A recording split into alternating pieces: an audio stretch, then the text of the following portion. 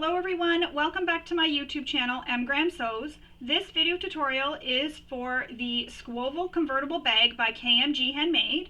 This bag is exactly as it says, it's a convertible bag, so you can wear it a few different ways. Let's discuss some of the features and I'll show you the different ways you can wear this bag. So the first feature you'll notice is the front. It has this zipper pocket on the front that is divided, but it is a full pocket. It goes on both sides, so it's not just a half pocket, it goes through both sides. So big enough to fit your phone. If you want to put your phone in that pocket, you can. So you can put your phone in there. I like to just put things that, if I'm wearing a backpack, that I'm not too concerned about being stolen if somebody gets into the front of my bag while I wear it as a backpack, but it does fit your phone. On the back of the bag, you have a slit pocket which is held closed with a magnetic snap. Again, big enough for your phone. And then we also have this hook here, and that is so you can wear this as a backpack. And I will show you how you can wear it as a backpack. So you clip the D-ring or the O-ring onto the swivel hook back here, just like that. And then you're going to clip the swivel clips that are on the ends of the strap to the D-rings in the bottom corners.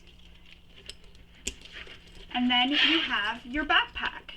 So this would make a cute little backpack for a child or for yourself. Say you're traveling and you want to have all your items with you, so a small water bottle, your wallet, and then your phone, anything else you need. This would be a perfect backpack for when you're traveling.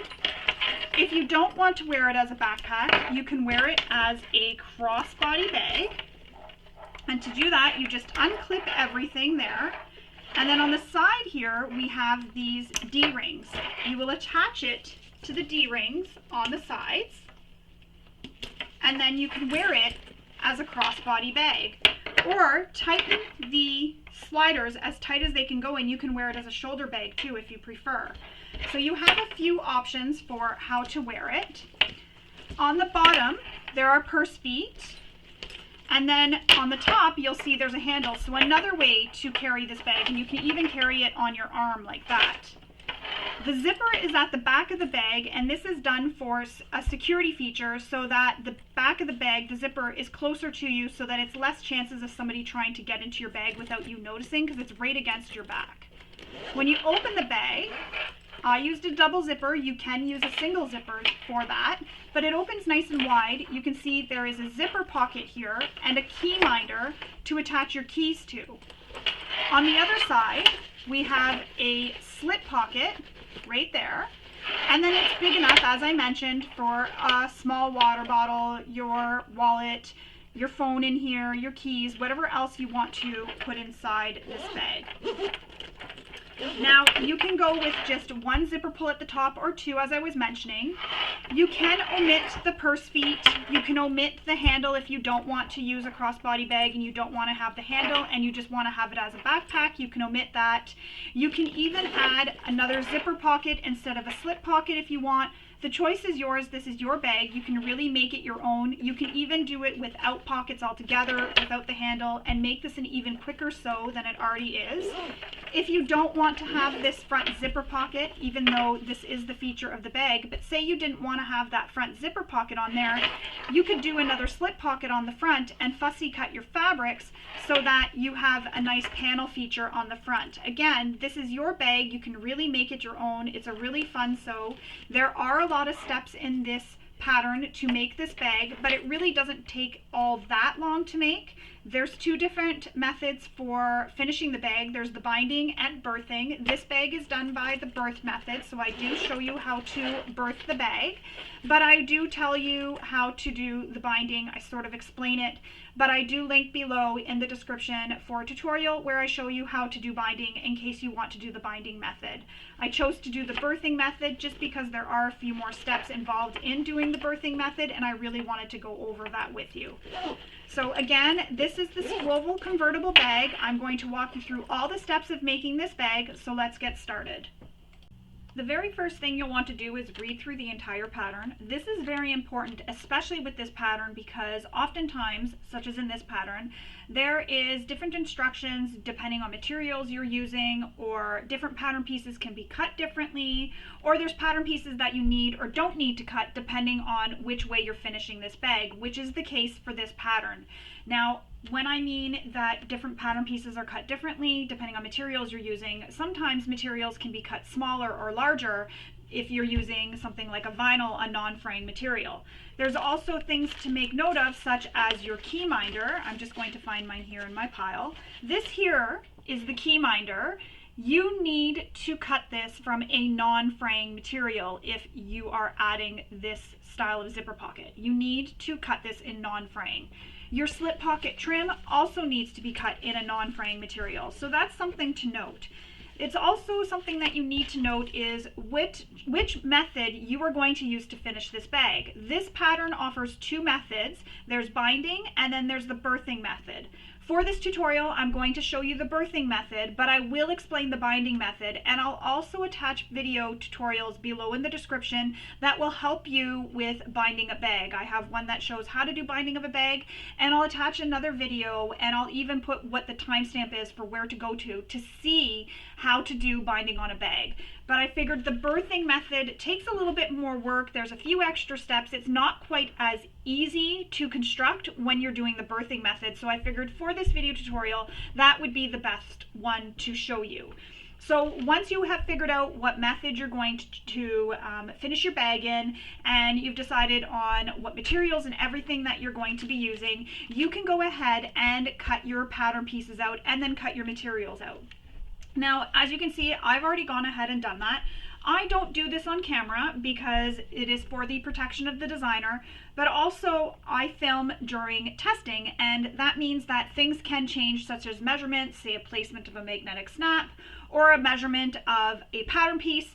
That can change during testing. So I don't give any measurements or say anything. I don't show rulers. I don't show any cutting mats, nothing on my table. I don't even mention what the seam allowance is, because this can change. And so that there is no confusion when you're making the bag and following along with me, I leave this information out. So you will need to have your pattern open either on another device or on the device you're watching this on, or printed beside you, so you can refer to what the measurements are when we get to those steps. Now, when I cut out my pattern pieces, I went ahead and I made some markings that we need to have made. And those markings, I'm trying not to mess up my little pile here, those markings are made on my lining material. There is some made on my exteriors.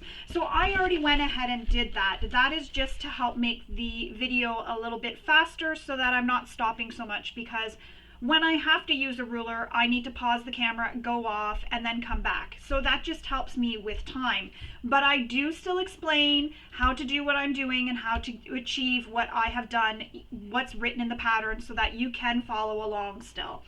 So once you have all your pattern pieces cut, you can fuse interfacing to your pattern pieces as needed. For this tutorial, I am using a soft vinyl, and it's very thin, very domestic friendly, so I'll be able to sew this on my domestic machine. It is kind of like sewing a quilting cotton with your interfacing attached. That's the same thickness, if that gives you an idea. So I've already done that, and I've attached interfacing to my quilting cotton. However, for my lining, I'm using a canvas, so I don't need interfacing at all on these canvas pieces. And you'll want to attach your foam if it tells you to attach foam.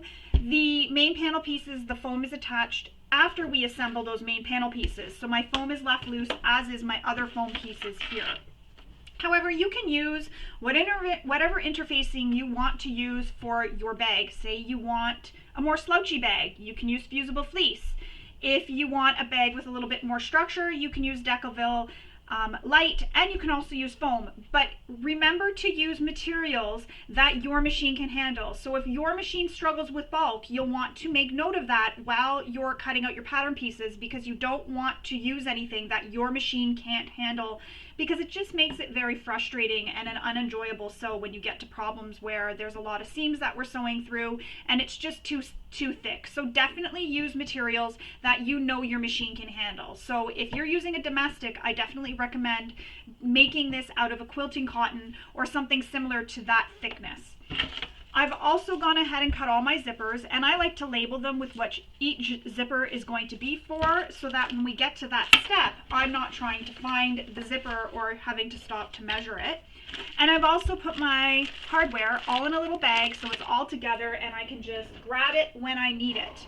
So I have everything cut, we're ready to go. One other thing I wanted to note, I do film this like a sew along, so nothing is sped up. Even when I'm sewing, you're watching me sew. So if you're finding that we're going too slow, you can definitely fast forward through. You can also rewind if there's something that you want to see again, and you can even zoom in on YouTube to get a closer view. If you're finding that I'm speaking too fast or we're going too fast, you can use the button to slow the video down a little bit so that it is at a better pace for you. I will note my voice does sound kind of funny when you slow it down, but that's okay. So this is really just here, this video, to help guide you through the pattern and assist you in making the bag. Say you get stuck somewhere, then this will help you be able to show you how to do it. Another thing is, when we have parts of the bag that there may be 2 or 3 of, so multiples of, I'll show you how to do the one, then I'll go off camera and I'll finish the other ones and then come back and we continue on. So I did want to make note of that. So once you have everything cut, interface, you've done markings if you want to, we're ready to get started making our Squoval convertible bag. The first thing we're going to do is the front panel assembly. For this, we need our front zipper. So the zipper that's going to be for your front pocket. So I have mine labeled as front. So we need our front zipper. We also need our exterior. So 2 exterior and 2 lining. And our zipper tabs. So I have to find the zipper tabs that I'm using for this exterior part of the bag. And then I'm going to put the rest of this to the side. So this is what we need. So we need our exterior, we need our lining, we need our zipper, we need our zipper tabs. So this is for this front part that we're going to be doing. Now you may be looking and saying, Michelle, yours is cut in half. Yes, that's because I went ahead and did that. Now to do this, what you'll do is fold the panel in half, find where the center is, and then mark your center points when it's folded in half. You'll then open it up and you'll cut right up the center. So using your ruler and rotary cutter, if you don't have one, connect the 2 little lines that you make and draw it down to the from one end to the other end with your ruler, and then just cut with your scissors. But what you'll do is you'll cut right in the center, so you end up with 2 pieces like this. And that's because we're going to have a zipper in the center here. And if you have made the Squoval bag, this construction is going to be very familiar to you because the front of this bag is done exactly the same as the Squoval bag. Everything is pretty much the same except for when we finish the bag, because we're adding a gusset to this one, which makes it a little bit wider. So once you have your front and 1 lining, just 1 lining, cut, we need to attach our zipper pull to our zipper tape. So I've already gone ahead and done that. I do have a tutorial on my YouTube channel showing how to install a zipper, and I will link that below in case you're using a continuous zipper tape. It also shows you how to make a double zipper pull as well. So now we need to take our zipper tabs. So you're going to use 2 exterior zipper tabs and 2 lining zipper tabs, and these are letter C. So if you've labeled them like I do, they'll be labeled with the letter C. First thing we're going to do is place the zipper so it is right sides up. So you're looking at the pretty side. We're going to take one of our exterior zipper tabs and place it pretty sides with the right side of the zipper. So the zipper tab is against the zipper teeth, so the same side that your zipper pull would be on. And that's for your exterior zipper tab. Now in the pattern, Kristen has us also put the lining on right away, but what I'm going to do is I'm going to baste this in place first.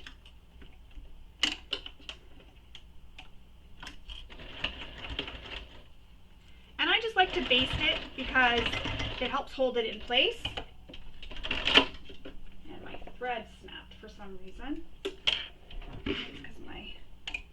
I'm just going to rethread my needle here.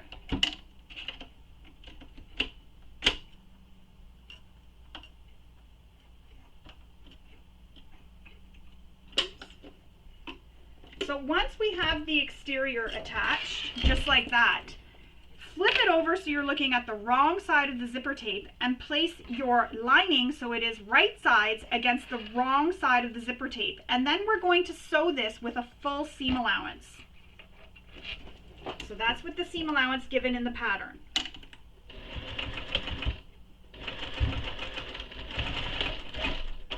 And don't forget to backstitch at start and stop. Once we have that done, we can trim our threads. You don't want any peekaboo threads later, because trust me, they like to pop out at the wrong time. Then we're going to push this away from the panel, so away from the zipper, and we will top stitch this zipper tab on top of the zipper here, or on top of the zipper panel, sorry, the zipper tab, sorry, oh my goodness, lost for words today. So increase your stitch length to a top stitch length you like to use. And right after I'm done stitching, I always return my stitch length back to the length I stitch with.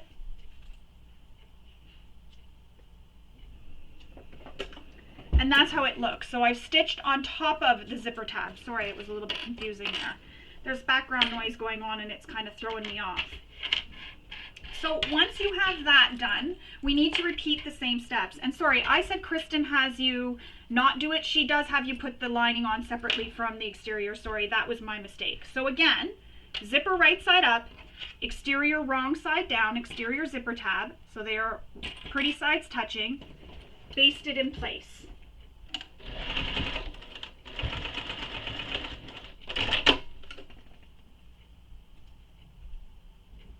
And again, I like doing this because it holds it in place for you so that that exterior zipper tab and then your lining zipper tabs don't shift.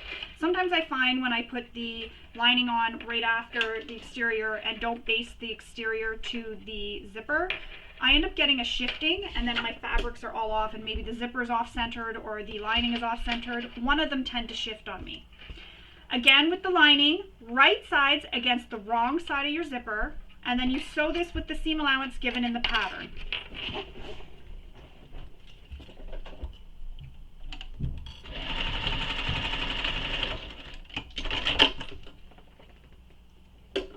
Trim your threads,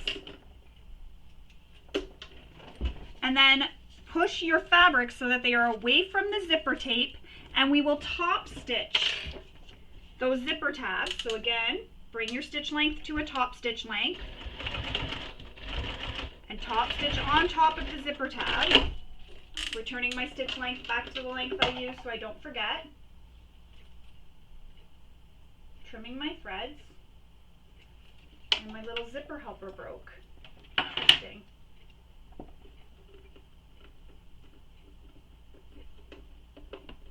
There we go. Just gotta screw it back on. And that's how my zipper looks with my zipper tabs attached. And that's for your front pocket. Now we need to attach this to the front pocket.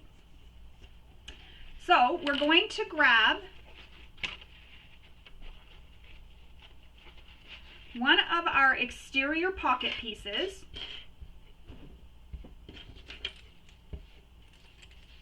We're going to take the pocket piece, lay it, so this is main panel A, the one we sliced in half. You're going to lay your zipper right sides together with this exterior piece, so one half.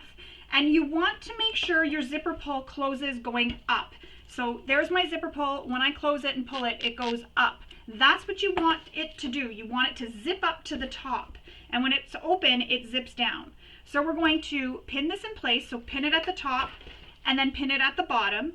And you want to center this on the panel. So what you can do is make little center marks on your zipper tape by folding it in half.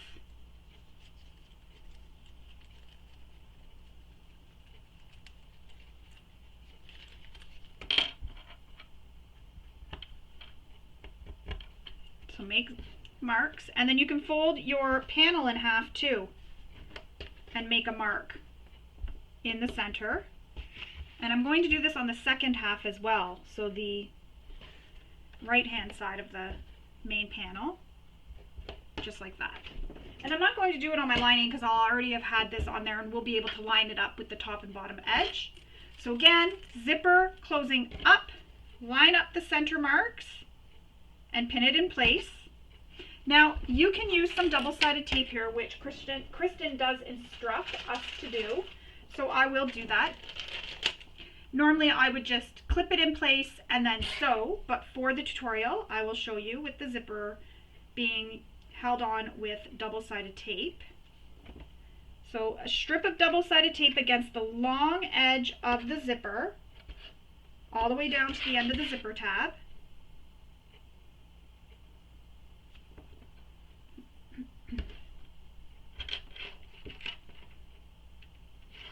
And again, this construction, if you've made the Squoval, will be very similar to the Squoval until we get to the gusset. So remove the paper backing from the one side. So if you're not sure which side to remove it from, flip your zipper tape over and you'll know that it's the same edge that's along that same straight edge of the main panel A half piece. Now, finding the center marks, line up the centers.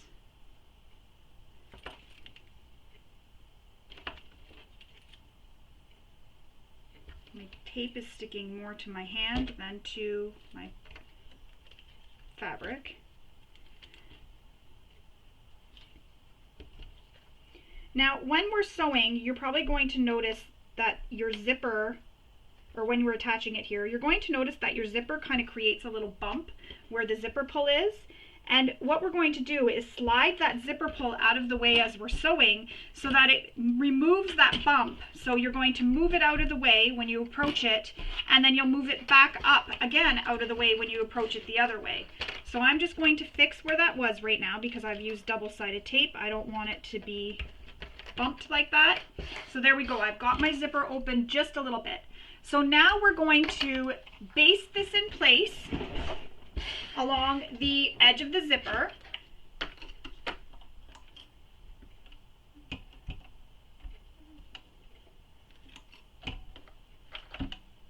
Sticking. I went up too high with the tape. There we go.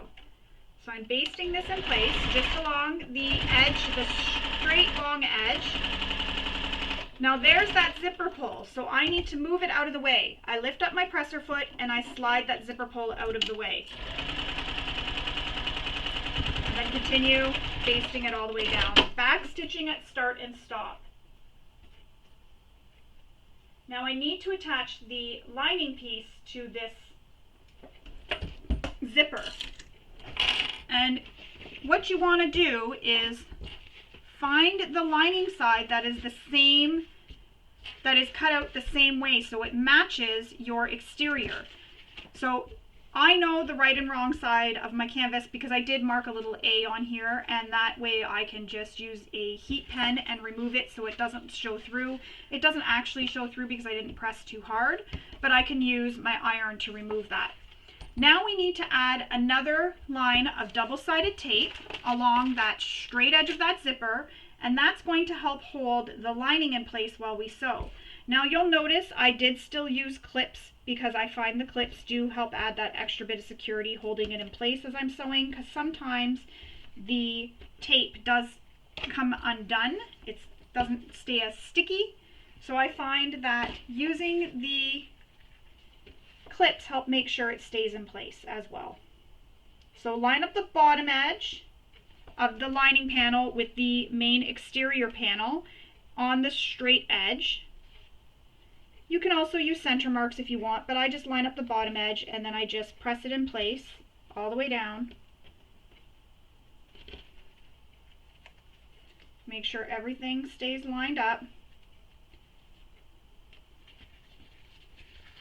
Now, if you're using a material that is a canvas, like the soft vinyl, I don't recommend using the double-sided tape and peeling it back again, because when you do try to remove the double-sided tape, it will peel back and take off some of your vinyl. So just be careful if you're placing and replacing down, if you're repositioning pieces with your different vinyls.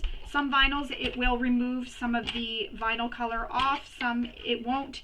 So just be very careful with the vinyls that you're using.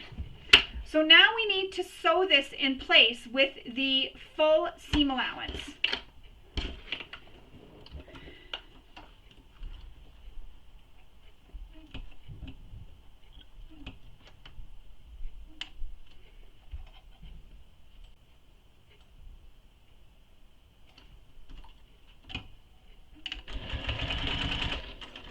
So again, that zipper pull is going to be in my way, so I'm going to slide it down out of the way until I get just far enough where I can stop with my needle down, lift up my presser foot, and slide the zipper pull up out of the way, and then it won't be in my way at all again.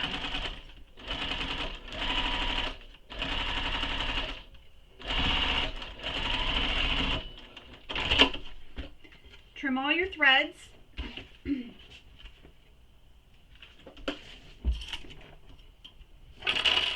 Now we need to press these fabrics away from the zipper.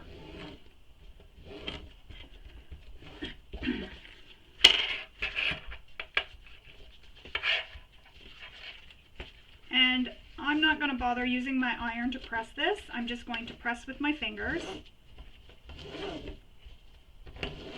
creasing it with my nail. And then what I will do is use some clips along the edges to help hold everything together.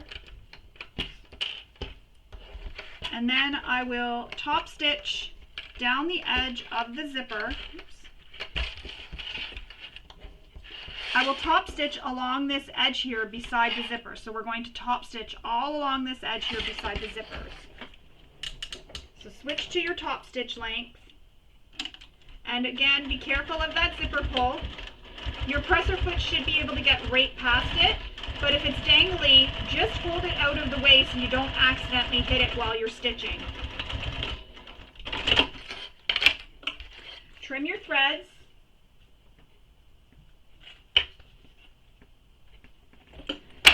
Now, she did instruct before I attached the lining piece to trim our zipper tabs. I'm leaving that until this is completely done so I can really make sure it's shaped properly.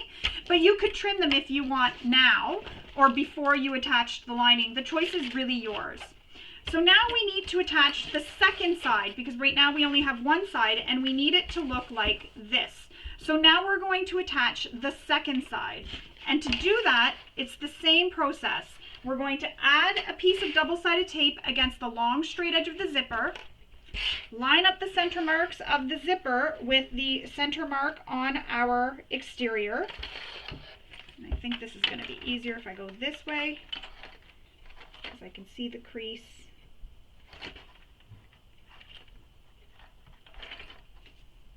Now again, that zipper pull is going to be in our way, so I'm going to slide that out of the way as I approach it.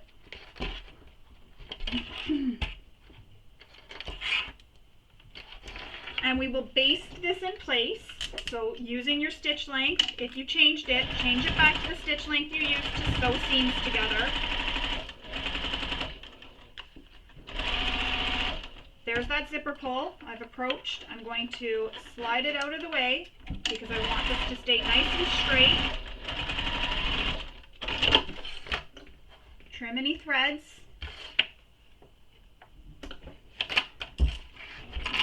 And now we need to attach our lining to our zipper. Again with the zipper, with the double-sided tape, putting it on the zipper on the long edge. Finding the edge of the zipper or the double-sided tape is always fun.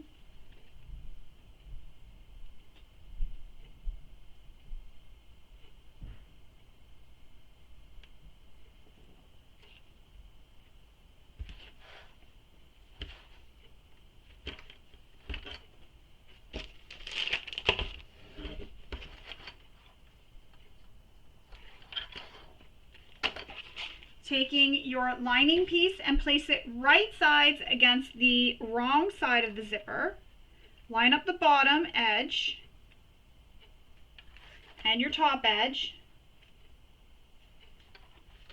and it'll hold in place with your double-sided tape.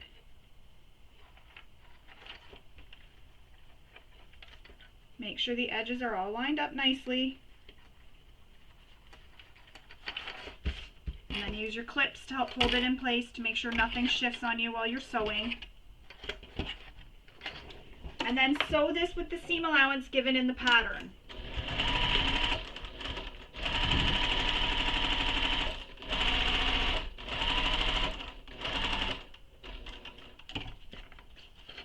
There's my zipper pull, so I'm going to slide it out of the way.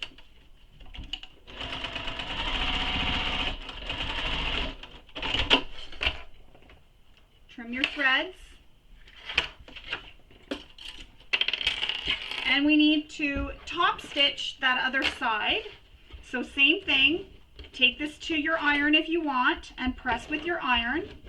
I'm just going to finger press.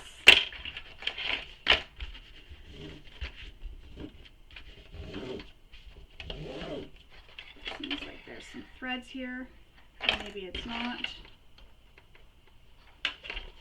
There's one there though.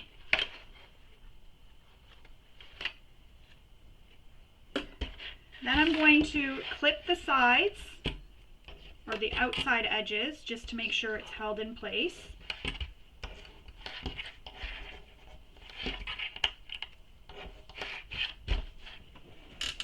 Top stitch the seam.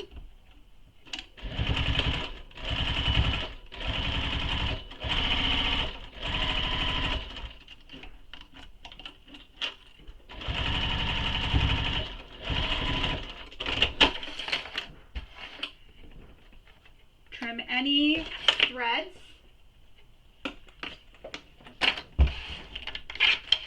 And this is how it looks so far. We have our exterior and our front.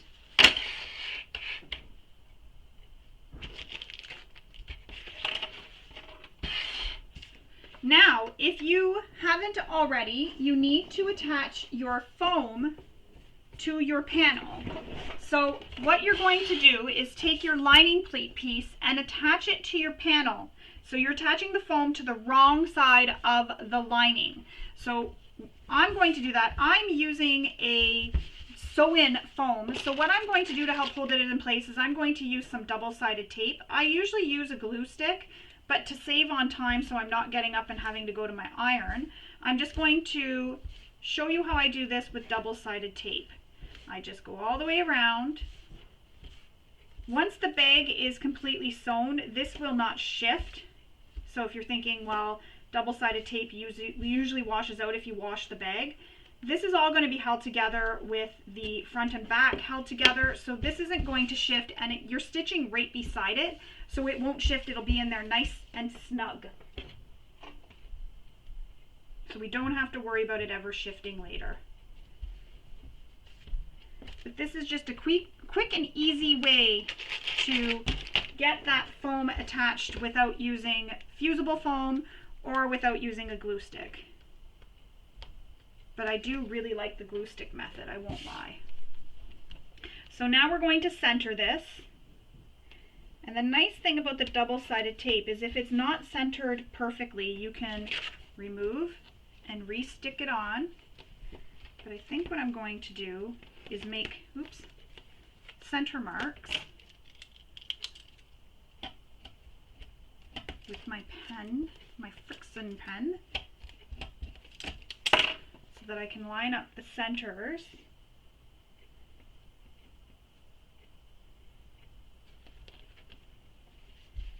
There we go. So just like that. So it's all attached now. And if it's looking a little wrinkly, you can peel it back just like that. So now my foam is attached. It's not going anywhere. It's attached with the double-sided tape. Now we need to take this lining piece with it right side up. We're going to lay this completed zipper panel on top of it.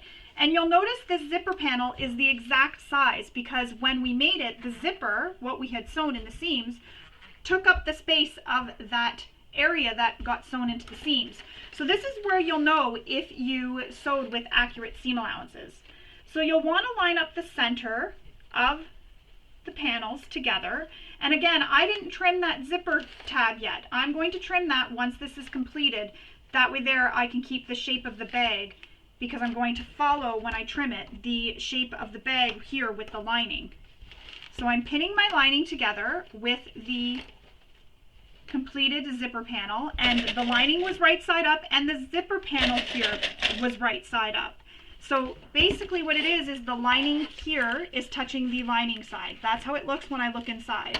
So fold in the back, open it up, you see my lining there, my lining here, and my back, and that's going to create, or my front, sorry, and that's going to create that zipper pocket on the front of the bag. Now we need to baste this together all the way around. And you're basting it together within the seam allowance. And for this, you can use a longer stitch length, that is fine. And you'll notice I'm sewing with my foam right side up. That's just so I can see where the foam is, so that I'm not stitching over it. And also because it's easier on my machine when the foam is this way, I don't want it getting stuck on the machine.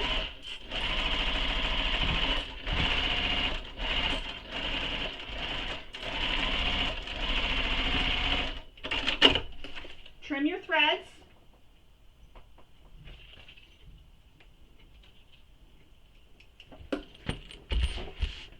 Now I have a little bit of air in it. It was like a little bubble of air.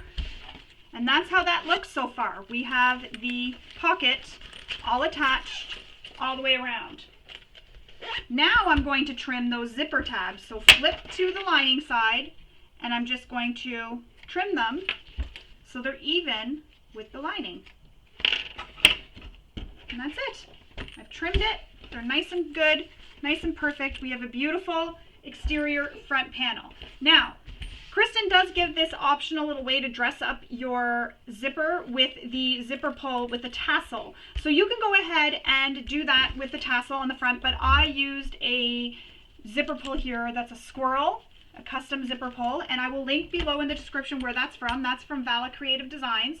So I will link that below, so if you want to go and purchase any of those zipper pulls, you definitely can. And also other supplies that I'm using, I will link to below. That's the only custom pull I'm using on this bag, so that is the one I will link to below. The rest of them come from So Hungry Hippie, and I will link that below as well. Now we're going to do the rear panel assembly, and for this we need our last exterior A, our lining exterior A that we cut down, the shorter exterior and the shorter lining. We need a magnetic snap. So in my little bag of goodies here, I have a magnetic snap. We need 3 D-rings.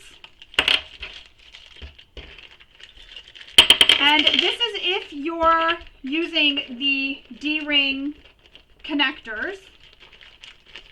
If you're doing the, sorry, not D-ring connectors, if you're doing the backpack. So if you're doing the backpack style. If you're not going to add these connectors where I'm going to show you on this panel when we get to that step. I've also grabbed out, because we're doing the, oh no, we don't need this yet, sorry. Now you do need one swivel clip, so you can grab that out. Oops, your one swivel clip. And I need to grab one more swivel clip, so I'll grab that after. So your 3 D-rings, your magnetic snap, and then the 2 shorter pieces, so the lining and exterior A shorter pieces, and an exterior A piece. So first what we're going to do is we need these 2 shorter pieces. The first thing you need to do is place them so they are right sides together, or pretty sides touching. So right sides together, just like that. Clip them together along that long straight edge at the top here.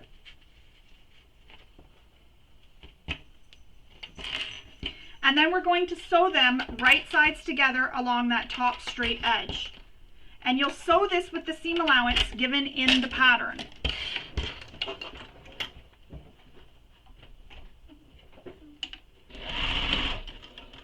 And make sure when you're stitching that you are using the stitch length you use for stitching your seams together. I just caught myself there, not sewing with the right stitch length. Trim your threads.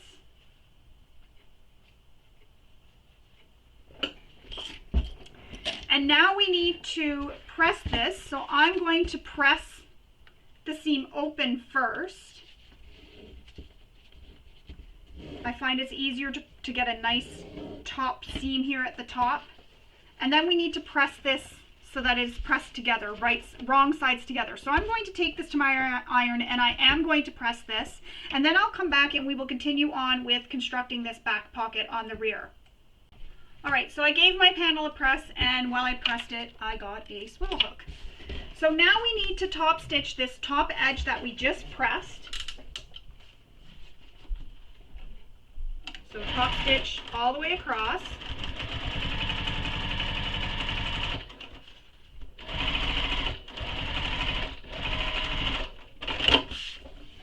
Cut your threads. I do have a garbage there, but I'm sure about 80% of them don't land in the garbage.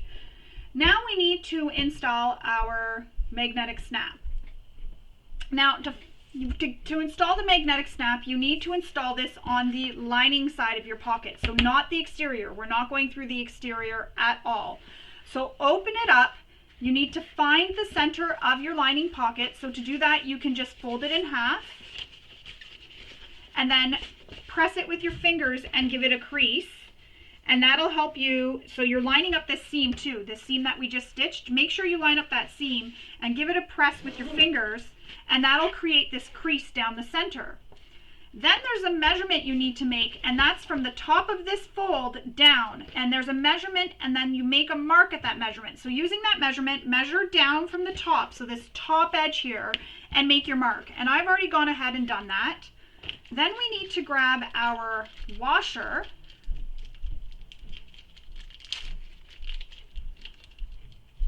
Can't get this open. This tape is really strong apparently. There we go. So now we need to take our washer and we need to make the marks or the slits for the prongs. And if you're using a different magnetic snap, so maybe one that's installed a bit differently, please refer to your manufacturer's instructions for doing this. Now we need to take the washer, and I'm going to place the center of the washer at that mark and then draw the slit lines. With my seam ripper, I will now cut those lines, and again, my exterior is out of the way. I'm not cutting through the exterior.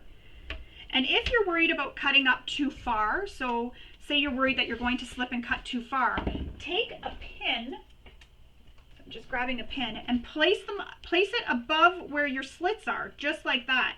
And then what happens with this pin is when I'm cutting, I go up, the pin stops me. So see how I can't go any further? The pin stops me from going any further.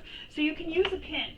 If you're using something like vinyl or faux leather or anything like that, you may not want to use a pin because it does leave holes, but what you could do is poke it in the needle right where the end of your slits will be and poke it out there so that you don't have those marks. It's going to be covered right up with your magnetic snap. Now I'm adding a bit of fray stop here on my material. And I also need to cut a piece of Peltex to put in behind the magnetic snap. So I'm going to do that now. And this is just a scrap of Peltex that I have that I had cut off from previous pattern pieces. So I keep all my cutoffs of Peltex, Decoville Heavy, Decoville Light, because you just never know when you're going to need that extra little scrap. It's good for behind rivets and any purse feet, anything like that that you have to install into the bag. Even your little labels, so the handmade labels, the metal ones that have the prongs, it's even good for that.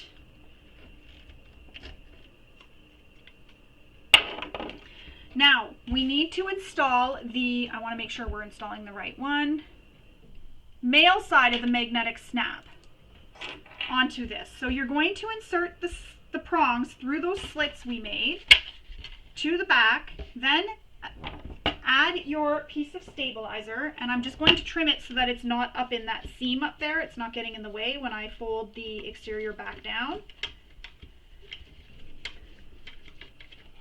Add your prong or your washer, and then fold the prongs so that it closes the washer, around the washer I mean.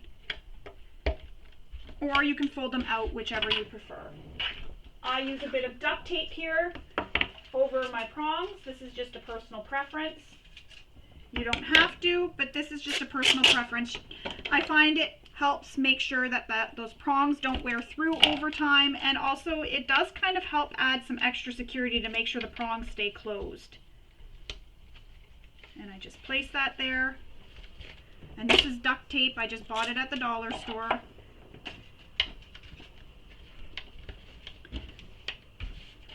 And there it is. It's attached with your magnetic snap. Now we need to take our exterior back piece, so this full piece again, and we need to align the bottom edges of this pocket piece with the bottom edge of that exterior, and you need to line it all up. And I fussy cut this, so this should all line up, which it does. Yay! Fussy cutting does take a little bit of extra fabric, but when it works out, it's so worth it.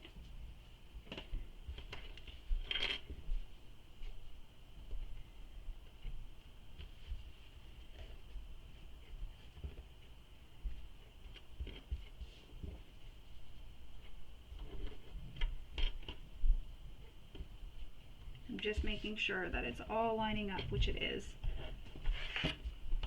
Took the time to fussy cut it, so I want to take the time to make sure that it's all lining up. So I'm pinning it around and going all the way around it. I will remove some of the pins and clips in a moment, but I just want to make sure it's really held in place so nothing shifts on me, especially at the bottom here. It's a lot of clips, but because I fussy cut this, I really want to make sure it stays in place. So now that we have that pin, we need to find where to place our other half of our magnetic snap.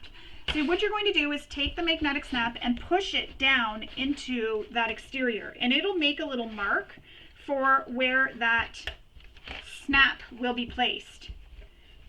And I have it marked already for where my snap is on the back, but just to make sure,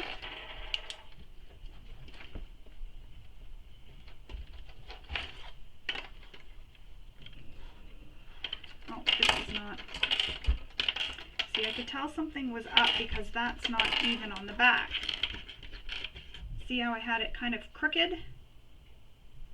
So I've got to make sure it's straight.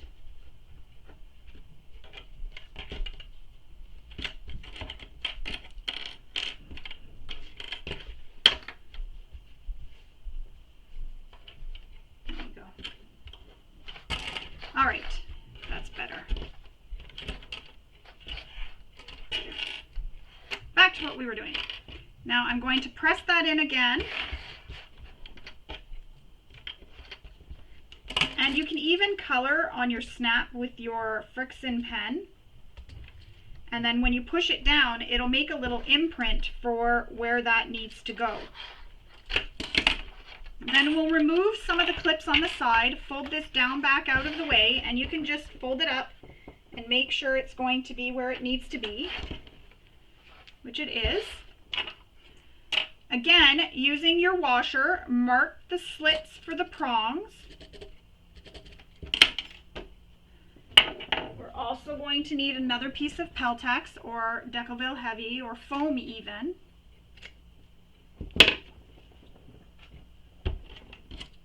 And then we're going to cut the slits with our seam ripper. You can even use a craft knife if you want.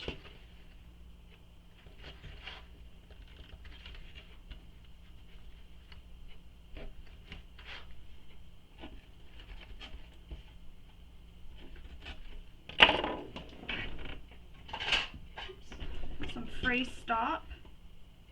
This is very important on here because this is a quilting cotton and I don't want it to fray. The magnetic snap was stuck to one of my clips. So I'm just going to do this, and it does snap in place, so that's how I know that it's correct. It's snapped back into place. So I put the snap through the slits, so the prongs of the snap through the slits that I made, adding my scrap of interfacing and then my washer, folding my prongs. You can fold them out if you want. I fold them in so it hugs the fabric.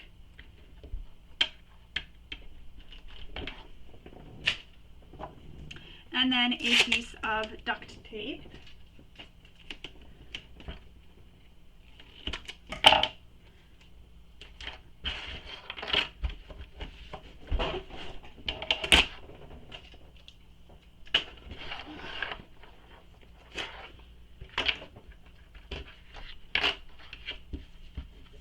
Try to make sure that the tape is nice and flat so that it doesn't cause the fabric to wrinkle or crease. Add your clips back.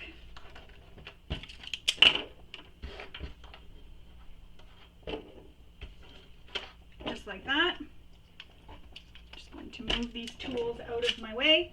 And that's how it looks so far with the pocket attached. Now we're going to baste the pocket to this back panel for now, right now.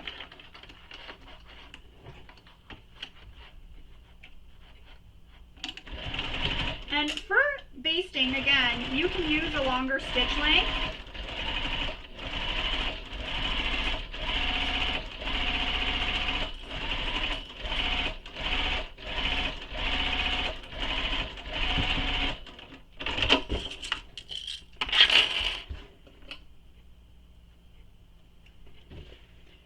Trimming your threads, and now I need to, oh, hang on, I just want to see if I'm attaching the foam yet. I think my foam was supposed to be attached already to this one. Whoopsie daisy.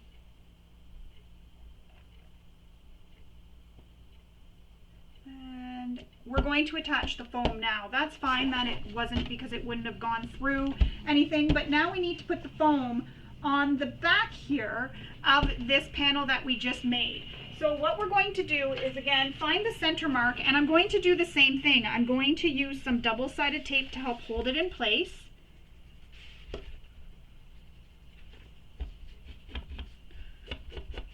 So double-sided tape all the way around to help hold it in place. And then we'll press it onto that panel. And I'm doing this now because the next steps, it'll be helpful to have the foam there to sew through when we're attaching the connectors. I actually just want to make sure if Kristen does instruct us to put this on after, because I don't want to jump ahead a step for you and make it confusing. I did read through the pattern before we started, but it's hard to remember every detail.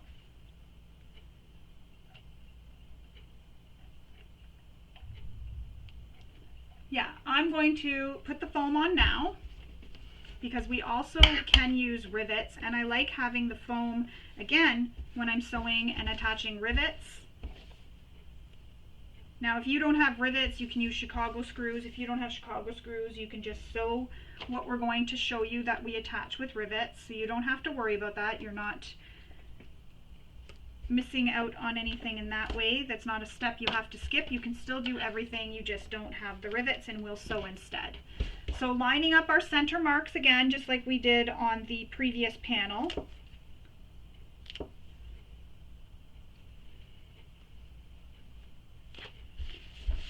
Sticking it on, just like that, and see the foam is attached. It's not going anywhere on me. And I realize one of my squirrels is upside down here. That's because the panel, if you look, has squirrels going one way and squirrels going another way. So we have one squirrel upside down, which is kind of funny. It looks like he's hanging upside down from the tree. So now we're going to put this one to the side just for now. We will need this back in a bit, but we're going to put it to the side for now. We need our connectors. So I'm trying to find them in my little pile here. So here are our connectors, connector G. That's what these are. we need to take these and mark a line down the center. Now you're going to notice I have a piece of interfacing fused to the side of the line. That is for some extra strength in the connector, and I didn't put it right against the line. I put it just a little bit away from the line so that there's a bit of a gap, so when we do fold these in half, that's not in that seam getting in the way. So see, when I fold this again and we fold it again and then in half, it's not in that seam there at all. It's out of the seam and it's not going to be in my way. So you'll want to attach your Decoville light on your connector centered, but on the one side of the line. So here's my center line to the side of the center line and not right on the center line, just a little bit away from it. So once we have that fused and you have your center line marked, we need to fold these to make the connector. First thing we're going to do is use some double-sided tape. Now, if you're using quilting cotton, you can take this to your iron and press it. I'm using this vinyl, which I cannot press, so I'm going to use some double-sided tape. So placing your double-sided tape either, if it's thick enough, straight down the center line, or placing double-sided tape on both sides of the line.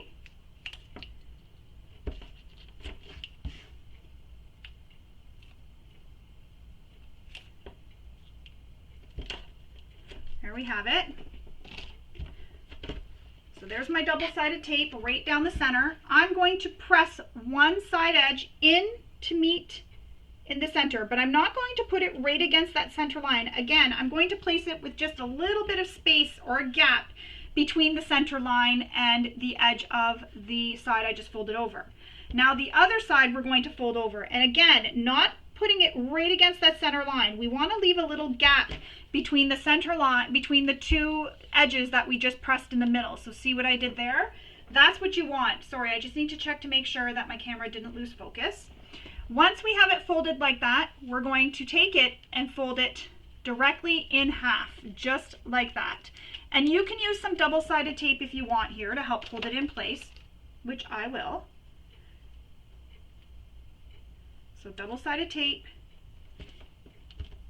just like that. Fold it in half so those folded edges meet. And if you're worried that things kind of got shifted, you can just sort of reach a tool in there and flatten it out, because for some reason mine did right there. Just like that.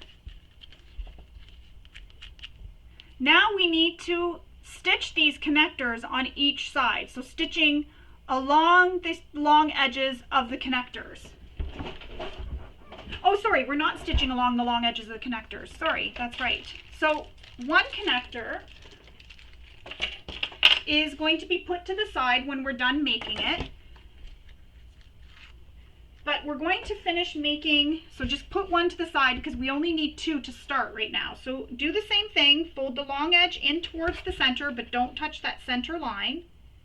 Leave a small little gap.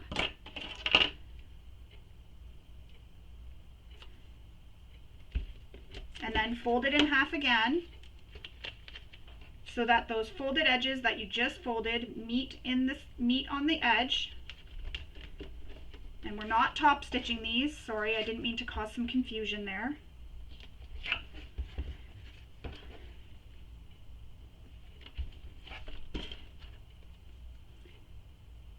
Because we're going to be stitching them onto the bag.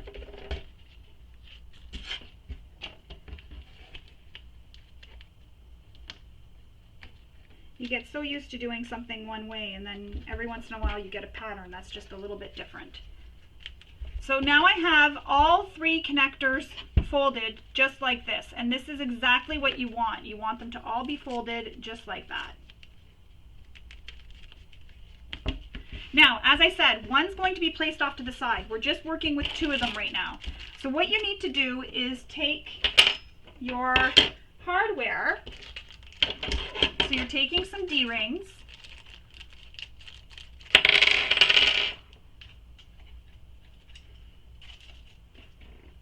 And you're folding the D-ring, the connector tab over the D-ring, just like this. So it's going to be folded over the D-ring so that the short raw edges meet in the center, just like that.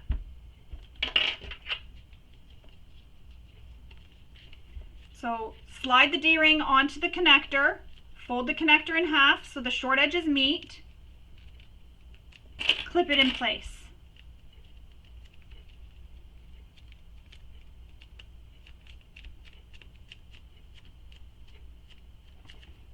So now the D-ring is in the center of the connector.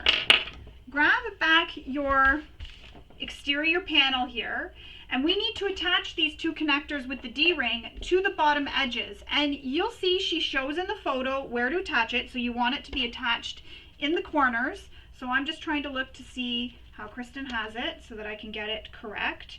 And I want them to be about the same distance away from the center. And you want the D-rings to be pointing up in towards the center. So they're pointing as if they're looking up at your magnetic snap.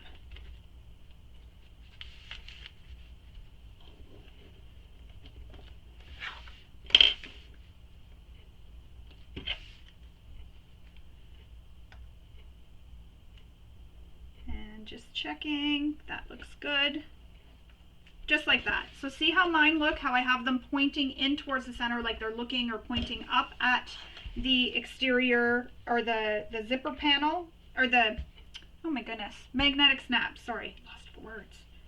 Apparently today words are not my forte. So that's how that looks. Now we need to baste this into the corner of the panel.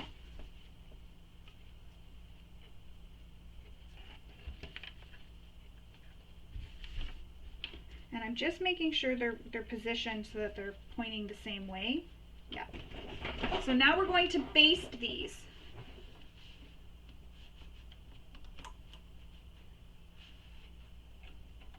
In place.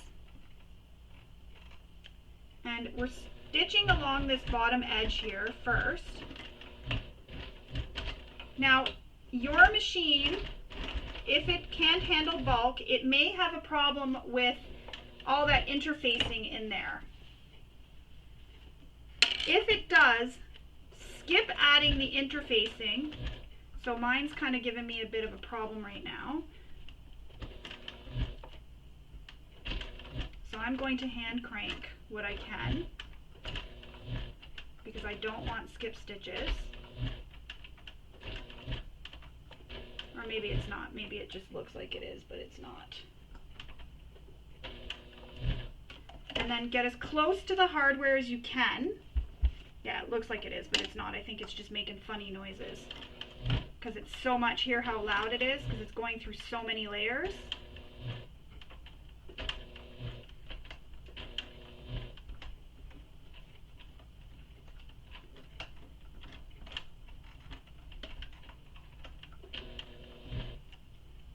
I'm going to tighten my presser foot tension just a little bit.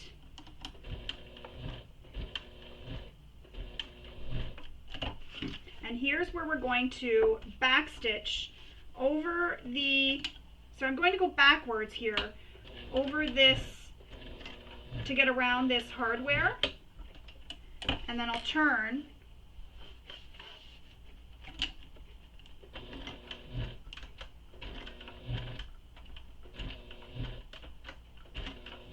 And I am helping a little bit because there is a lot of bulk here, and I want to make sure that I don't get any skip stitches.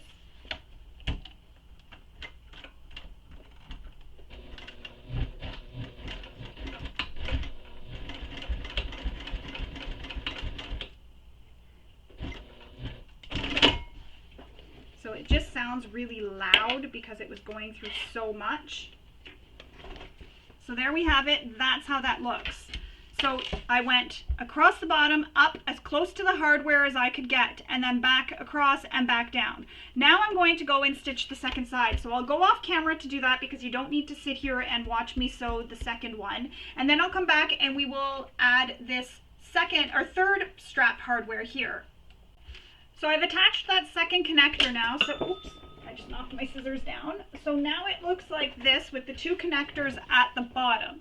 So I'm going to pull my foam back to attach this top one because I think the competing with the foam and the interfacing and everything else is making it a little bit thick. So I'm going to peel back the foam. If you can peel back your foam, definitely do that. If you're finding your machine is struggling, if you're using an industrial for this, your machine should have no problem, because I know my industrial would be able to sew through that like no problem. And it's also dependent on the material. As I mentioned in the beginning, use materials that you know your machine can handle. And I know my machine can typically go through all this vinyl, but I think that extra layer of interfacing in there is causing the issue with the foam behind.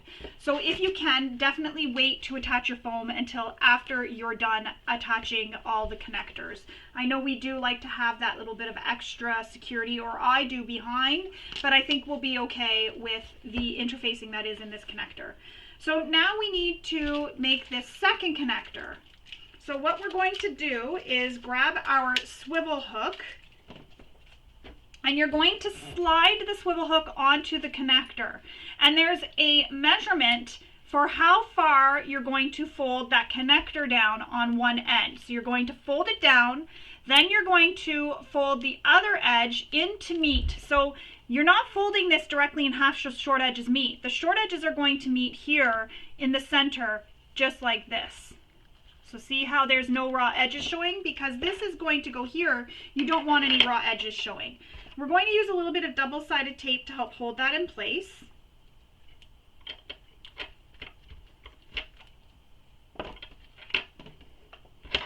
So fold it down. And it's nice because if you're using a material like quilting cotton, this will hide the raw edges in there, but you can add some seam sealant onto the raw edges just to make sure they don't fray on you over time. And then once you have that folded, that's how it looks. So there's the back, and I know one side's kind of popping up, but that's how it looks with the seam in the center here. And now we're going to attach this to the top of this panel above this pocket, and you want to center it with the bottom folded edge just above the top of our pocket.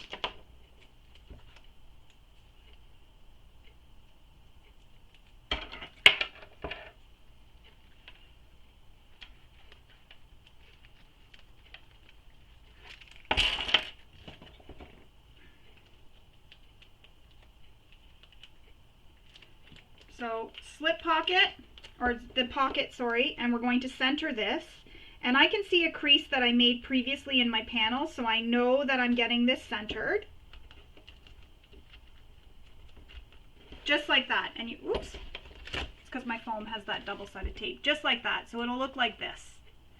And now we're going to sew around this using the seam allowance given in the pattern. Now, if you don't want to sew, you can just go ahead and attach rivets to this. I'm going to sew it and attach rivets. And when I go to attach the rivets, I'm going to do that off camera because I don't feel like you need to sit there and watch me install rivets.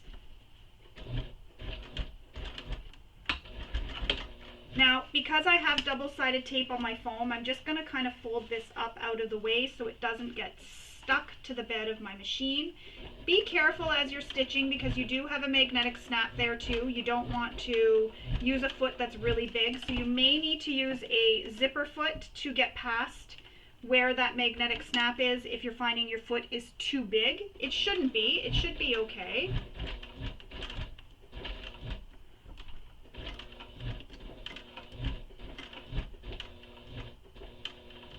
So go as close to the hardware as you can without stitching over it.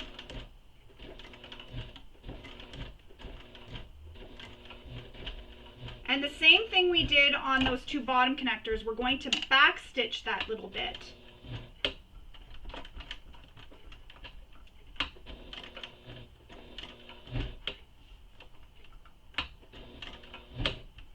I'm just going to make sure I stay straight as I possibly can. Sometimes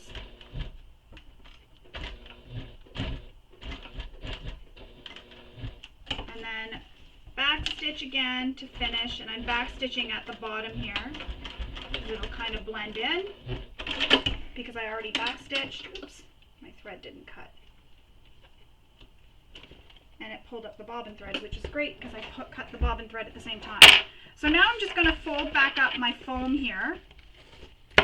Normally I would like to have the foam there to help add some extra security, but that was giving me a bit of an issue, so we have it now attached. Now I'm going to go install my rivets, and she gives measurements in the pattern or instructions for where to put your rivets. So I'm going to go install rivets now, and then I'll come back and we will continue on. So there we go, I installed the rivets. I didn't install them exactly how she instructed in the pattern because it's rivets. You can put them however you want. This is your bag. I just added 2 on this one here, and then 1 here and 1 here.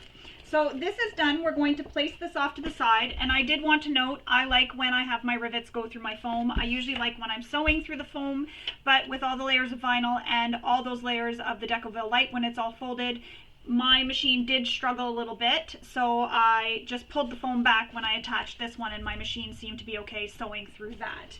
And then I just folded the foam back up.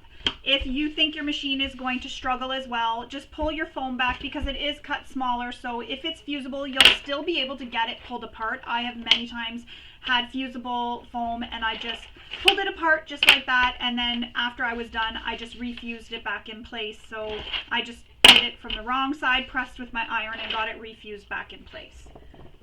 So put that to the side for now. We don't need that panel right now. We're going to move on to the front lining assembly. For this section, we need lining A and our slip pocket pieces. So this is what they look like. So here they are, my lining A piece and my slip pocket piece. Now, the first thing we need to do is make marks. So we need to measure in from the side long edges and make a mark.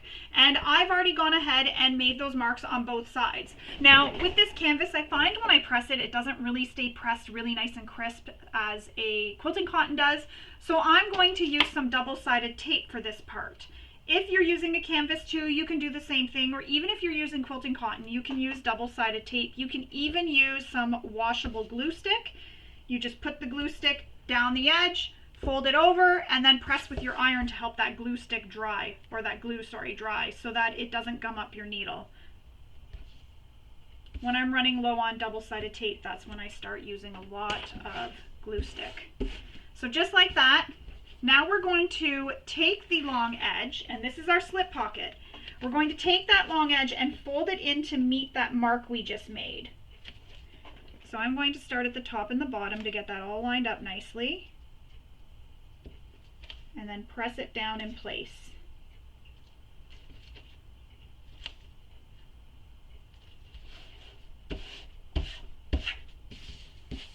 So repeat that for the other side.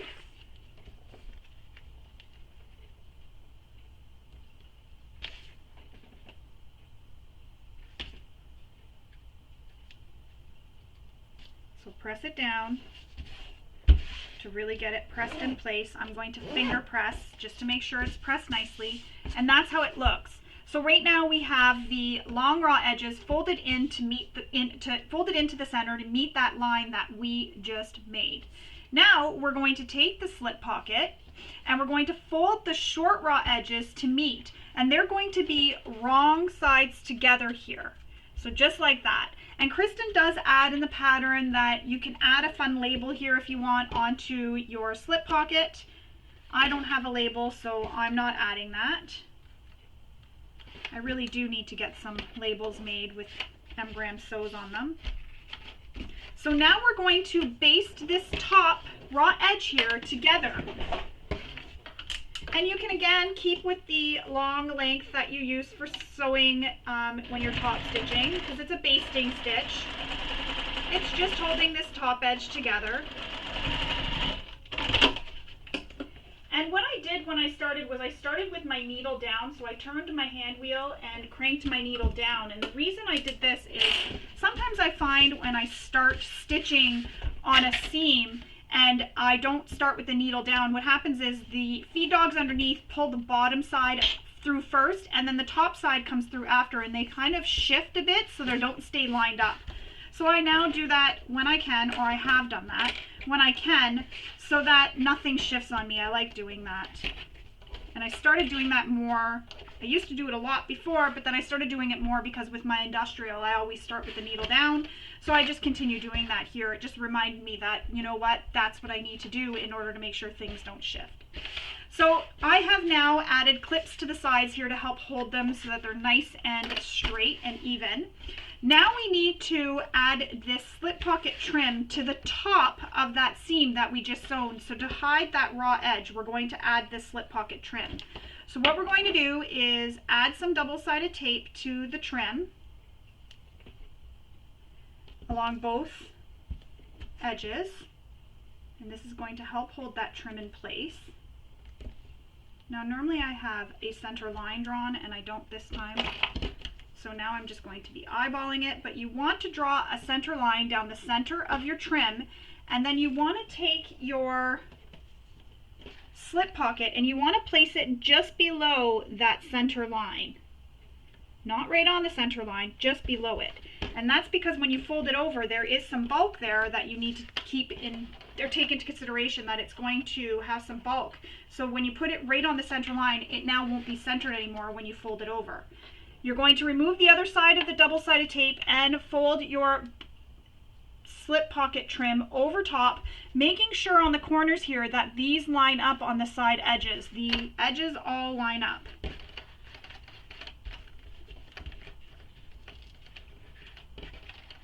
And it'll look just like that. So my side edges here, right here, I made sure those line up on both sides so that everything is nice and even. Now I'm going to top stitch this all the way across to help hold this in place.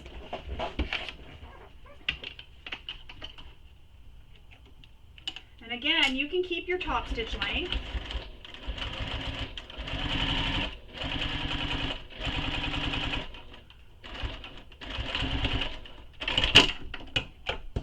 Trim your threads.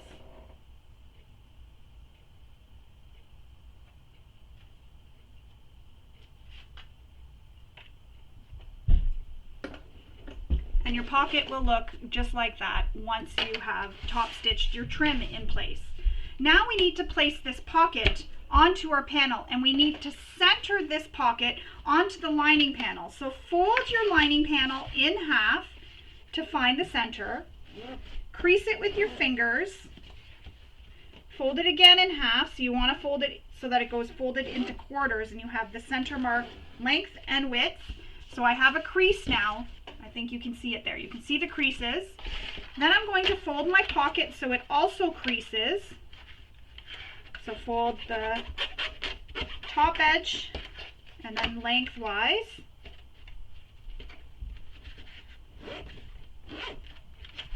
And then I'm going to use a little bit of double-sided tape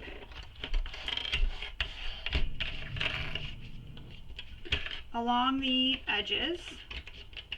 I'm just going to use it on the side edges. And this will help hold it in place while we sew it to the main panel lining. You can use pins if you prefer. I'm just going to use double-sided tape. Oops, wrong side. Oh no, it's the right side. Now lining up all those center marks. This is going to be tricky.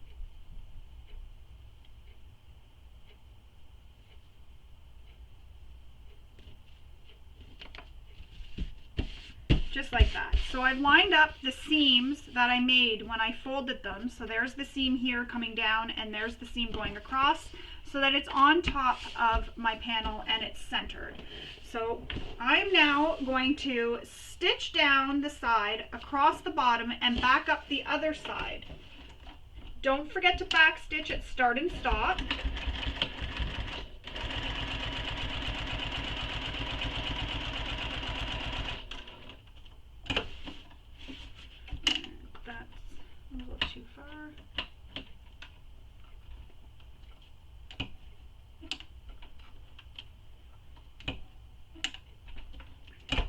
Go.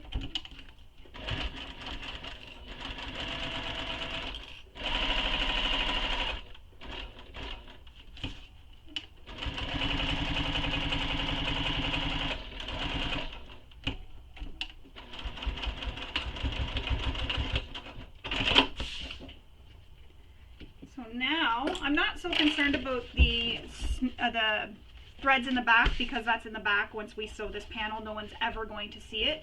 Now we can add some rivets to the corner here, to the top corners of the trim if you want. And also she likes to add a bit of interfacing behind those rivets, which I'm going to do as well. So I'm going to go add some rivets and then I'll come back and we will continue on again.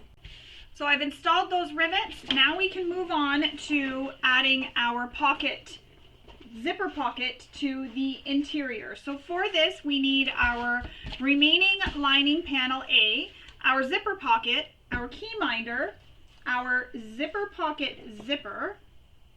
So I'm just grabbing mine here.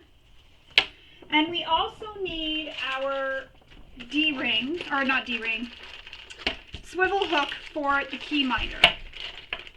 Now, if you're not adding this or you don't want to add this style of pocket, I do have a tutorial on my YouTube channel for how to add a basic pocket, and you can just follow those instructions for adding the basic zipper pocket. Now, for the overlay, as I mentioned in the beginning, you do need to cut it from a non-fraying material, and I have done this already. You can interface it with some interfacing for the weight of keys and such, and I do have that.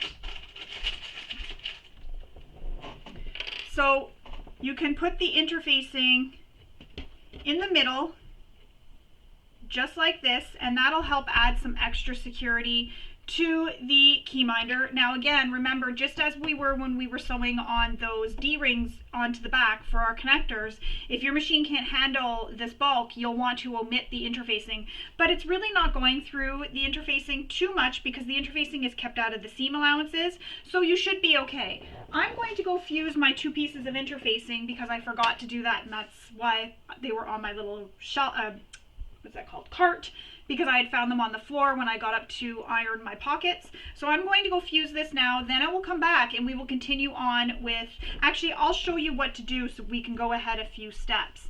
So once you have the interfacing on it, you need to take your swivel clip, and it's going to be a smaller one, and you're going to slide it on this little tongue, I guess you can call it, that's sticking off the bottom of your key minder. You're going to slide it on, and then you're going to fold up the bottom of that little tongue to wrap around the swivel hook, just like that, and then we will use a rivet to help hold that in place. So I'm going to go attach my interfacing and then attach my rivet, and we will come back and, oh no, sorry, we're not attaching the rivet just yet. Sorry, we're going to attach the rivet going through the, I just want to make sure. Yeah, so we're not attaching the rivet yet, sorry. That's where I've messed up before, where I put the rivet in first. We're actually going to attach the rivet so it goes through when we attach this to our lining after we stitch it everything. So we're going to only use double-sided tape to hold it in place. So I'm going to go fuse my interfacing now, and then I'll come back and we will continue on. Interfacing is attached, and again, that just helps add some extra security back here for some extra strength when your keys are hanging off your key minder.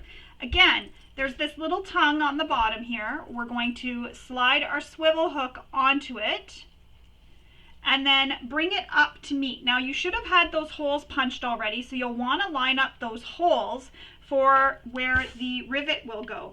If you don't have rivets, not to panic, just skip punching the holes and you can still sew this on, because this folds up under that you'll still sew this part here and it'll get caught when we top stitch this all on. So you can actually skip the rivet part and still do this key minder with the zipper overlay.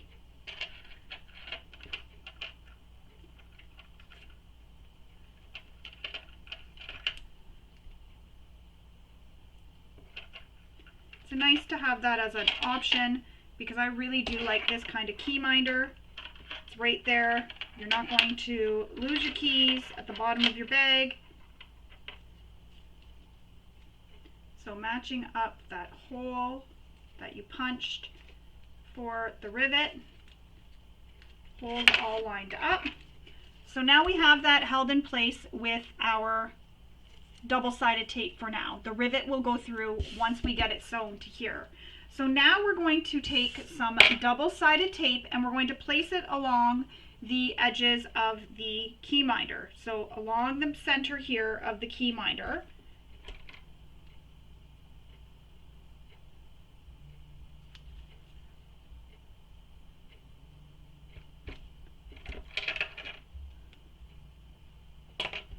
And then we need to make a mark down from the top edge of our A panel piece down and draw a line. And we're going to be placing the key minder at that mark. And we're going to be centering it. So placing it at that mark, the top edge of the key minder will be lined up with that mark, and we're going to be centering it.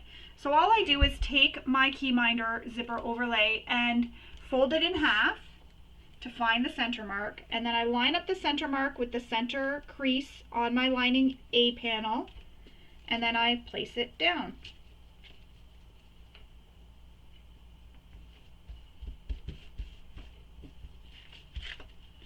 Sometimes I have to reposition a little bit because things get a little bit wonky, but easy peasy, lemon squeezy. All done. Now we need to stitch this down. So we need to stitch all around the outside edge, not the inside edge yet, just around this outside edge. And if you don't want any back stitching, what you will do is leave long tails, start stitching, go all the way around, stop back in the hole you started in, leave long thread tails, then pull them through to the back and tie them off. And that's what I'm going to do. So that means pulling long thread tails and start stitching. Now when you're coming around these corners, what I like to do is take a stitch, lift your presser foot up with your needle down, pivot a little bit, put your presser foot down, take a stitch, lift, needle down, lift up your presser foot, pivot a bit, take another stitch, and do that all the way around, and that'll get really nice curves for you around those corners. You're taking it one stitch at a time and just pivoting a little bit each time. And this is where I was saying, if you aren't using or you don't have rivets, not to worry, because see, we just stitched over where that key minder swivel hook was placed, so that little tongue of the key minder, we just stitched over it because it's folded up under the overlay part of the zipper overlay. Long thread tails, pull them through to the back.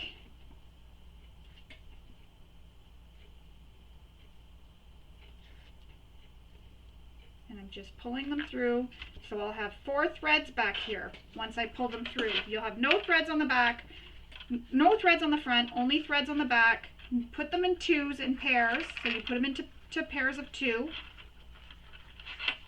Tie it together with a knot. Oops. Apparently my hands aren't really working today. There we go. So tie a knot, and depending on your thread, be careful how hard you pull that knot when you're pulling it tight, because I have pulled a knot a little too tight and broke my threads, and then I had to go back and unpick everything and re-stitch. So that's how that looks right now with it attached just by stitching that part on. Now we're going to put this to the side for now. We're going to move on with creating our zipper pocket. And again, this tape, for painter's tape, it sure is strong. So to create the zipper pocket, we need to take our zipper pocket piece and place it so it is pretty sides up or right sides up. We're going to place our zipper so it is right sides up. So the wrong side of the zipper is against the right side of the zipper pocket. And you're going to place it so that those top edges meet. So the straight edges at the top here meet. So the straight edge of the zipper meets the top straight edge of the zipper pocket. Pin it in place, and then we're going to sew this with the seam allowance given in the pattern.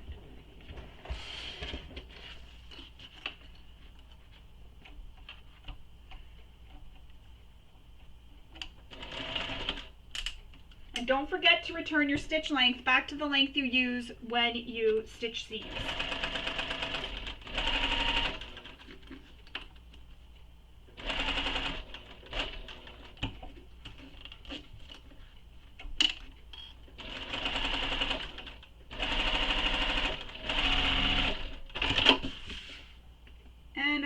bobbin thread. Nice timing. So I'm just going to change it because I already have one. Oh, I didn't run out of bobbin thread.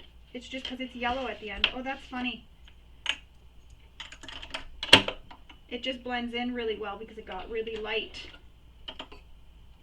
That's funny. So now that we have this attached, we need to bring up this end to the zipper. So what you're going to do is bring this up to the zipper, and again with the right side of the pocket against the wrong side of the zipper. So if you find it easier, flip this around, then press your zipper pocket away from that zipper. So the part that we just stitched to the zipper, press it away from the zipper. So now you're looking at the wrong side of your zipper and the right side of the pocket. Bring the pocket up to meet that other straight edge and then clip it in place. When you flip it over, you'll be seeing the wrong side of the zipper, or the right side of the zipper and the wrong side of the pocket. So it's clipped here and it's clipped here, or it looks like this on this side. So I've brought it up to meet the other edge. Now we're going to sew that edge using the seam allowance given in the pattern. And don't forget to move your zipper pull out of the way when you approach it. That helps prevent you from hitting it and that little bump that the zipper causes. Trim your threads. I didn't do it the last time, but I'll do it now. There we go. And now that's what our zipper pocket looks like. What we need to do now is lay the zipper pocket so it is flat. And we're going to trim along this edge where we pressed. So you have your zipper up like this. So the zipper should be facing you, the pretty side of the zipper. Press it down, fold it in half, and then trim the zipper pocket. Cut the zipper pocket along that bottom edge. And if your cutting is not perfect, don't worry about it. No one's going to know because we're going to be putting this into this piece here, and it's going to be behind and then all sewn together, and no one's ever going to see it. Now we need to add some double-sided tape to our zipper. So don't unfold your zipper pocket just yet. Leave it like this because one side is going to actually be shorter than the other side. So we're going to use some double-sided tape along the edges of the zipper.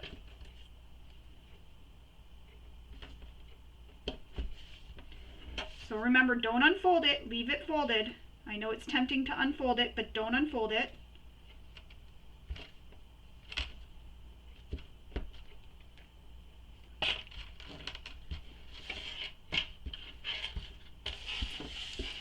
And then we need to grab back our lining. So move your zipper pocket over here. Don't unfold it. Again, keep it folded.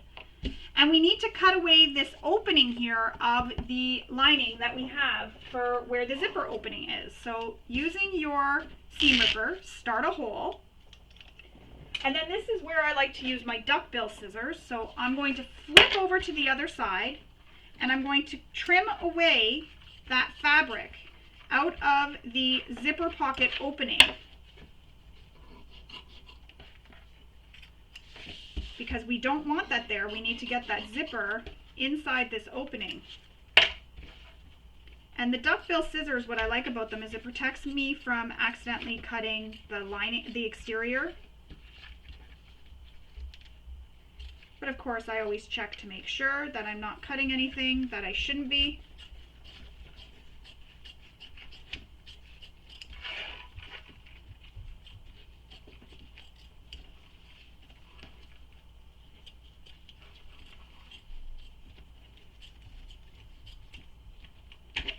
Go.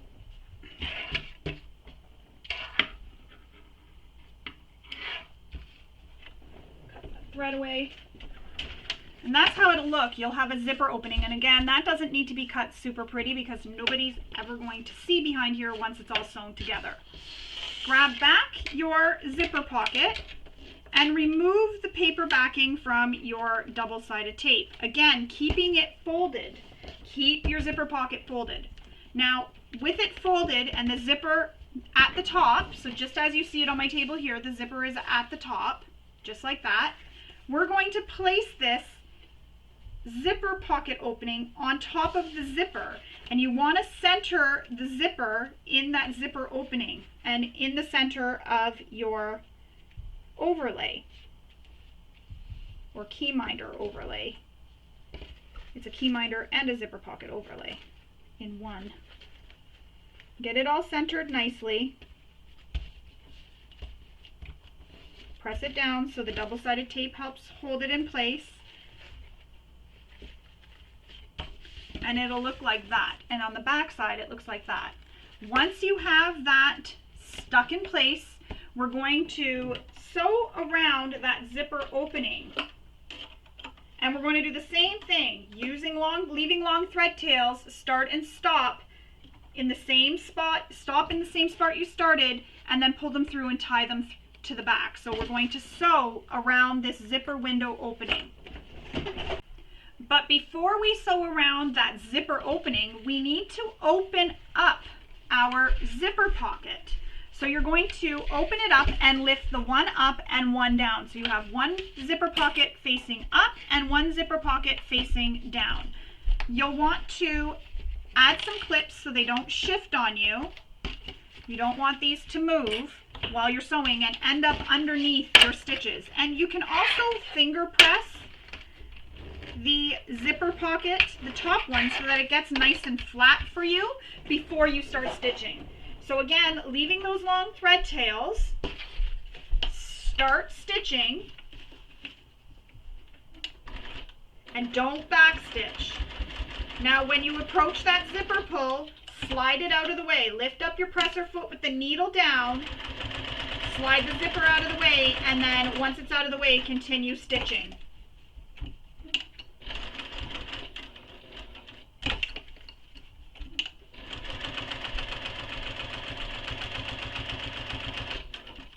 Again, I'm going to slide my zipper pull out of the way. Now my thread tails here, I don't want to run them over with my stitching, so when I'm pivoting, I'm going to move the thread tails out of the way so I don't stitch over them, because I want them to stay loose and not stuck. Now I've stopped right back in the same hole I started in. I'm going to lift up my needle, pull the long thread tails, and then all I'm doing is pulling on the back thread, and that causes that front thread to make a loop, and then I can pull it through to the back.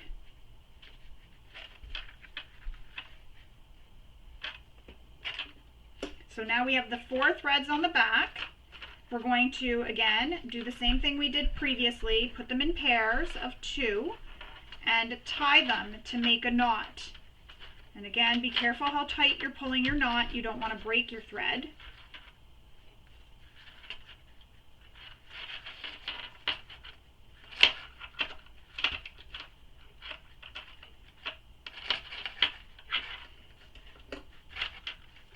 And then just snip your threads and it'll look like this. You'll have your zipper pocket look like that. Remove these clips because now we need to sew the zipper pocket. So we need to sew it so that the sides are sewn together. So clip your zipper pocket sides.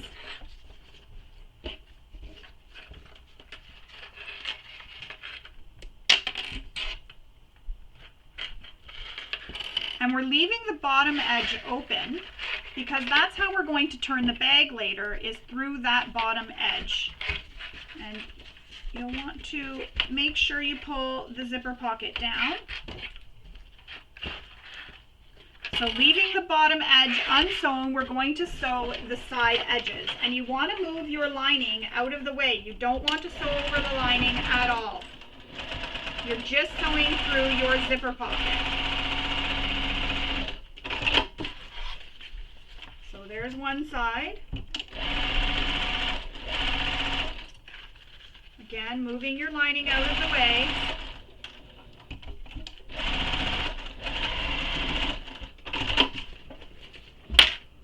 And you can trim your threads. And there we have it. We have a zipper pocket with the opening in the bottom all installed. But before we finish that, we need to add our rivet here. So I'm going to add my rivet. Now I know we sew the pocket sides in the pattern next or first. After we install the rivet, but I'm going to do it now so that I can go off camera and come back and then we can continue on with constructing our bag. I just want to note, when you're putting that rivet through your key minder here, be careful not to go through your pocket. You just want to go through the key minder and the lining, not the pocket. We can put that to the side for now. We can let that dry, let that be to the side. We're going to move on to the next step, which is creating our convertible strap.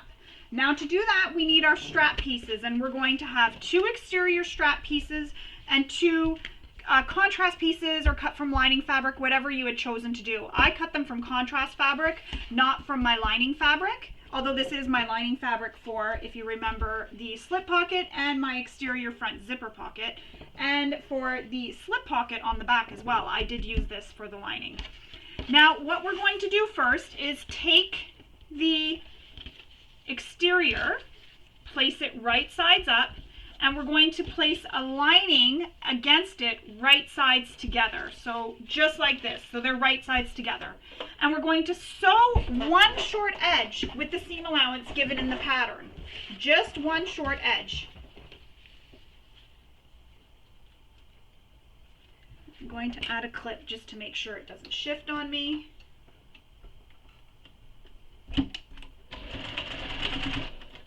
And don't forget to backstitch at start and stop.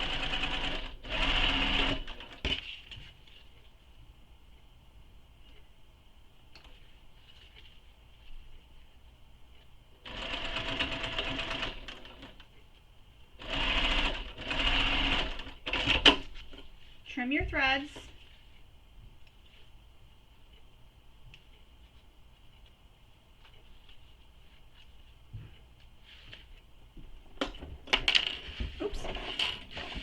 Now this is how it looks, and we've done that for both pieces, just one short edge. We're not sewing both the short edges, just the one.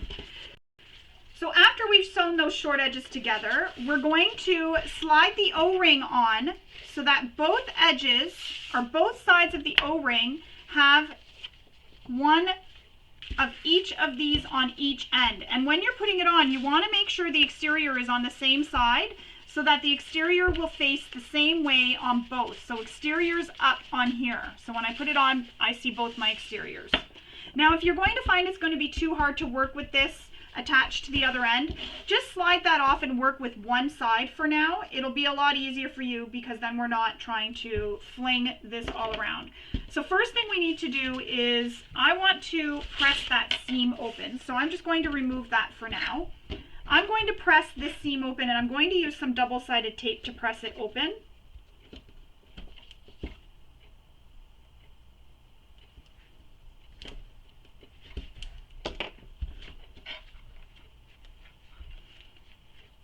And then push it down. And now we're going to use some double-sided tape along the entire center of both lengths of the strap. However, there's a measurement from the bottom of each end that you need to leave open. So don't add the double-sided tape to that end that we're going to leave open. Just leave that without the double-sided tape for now. So starting and stopping at that mark from both short edges. And apply the double-sided tape all the way up the center. If you don't have wide enough double-sided tape, you can place it on both sides of the line.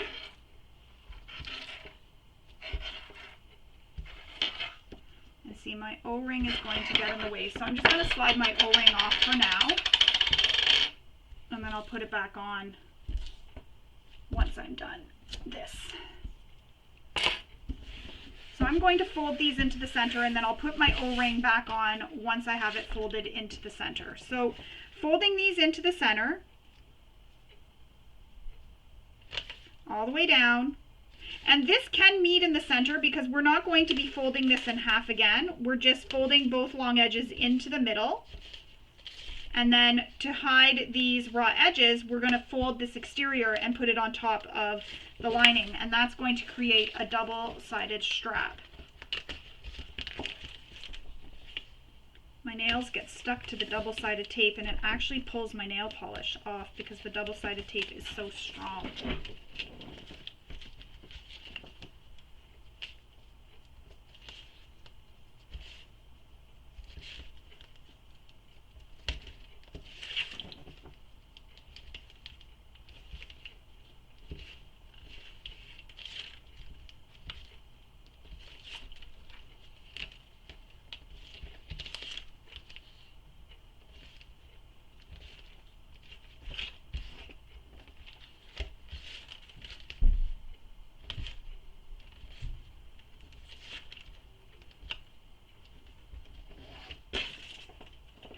So now we're going to fold the second side in to meet the center. Oops.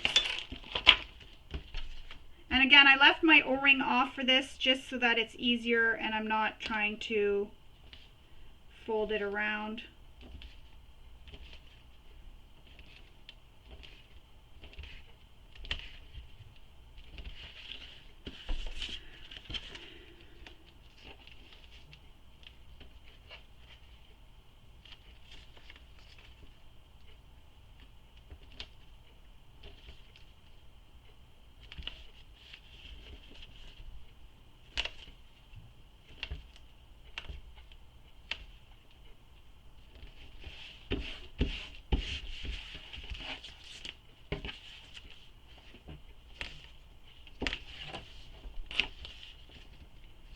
And when I go to do the second one, I'll go off camera because I don't feel like you need to sit here and watch me do the second side of the strap. That'll get kind of boring and kind of make the tutorial a little bit longer.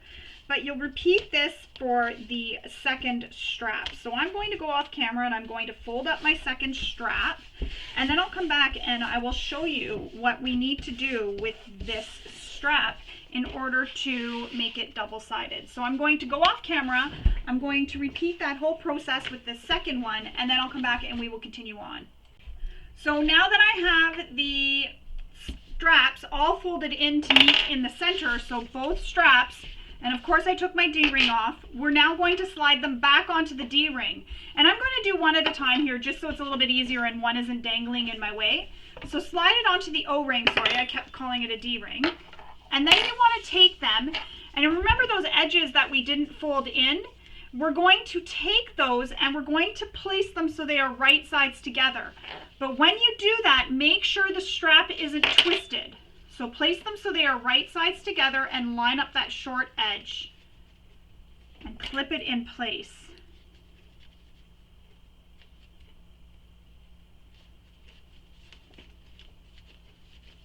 And we're going to sew this with the seam allowance given in the pattern. So the same way we sewed the other side, except this is now folded into the center.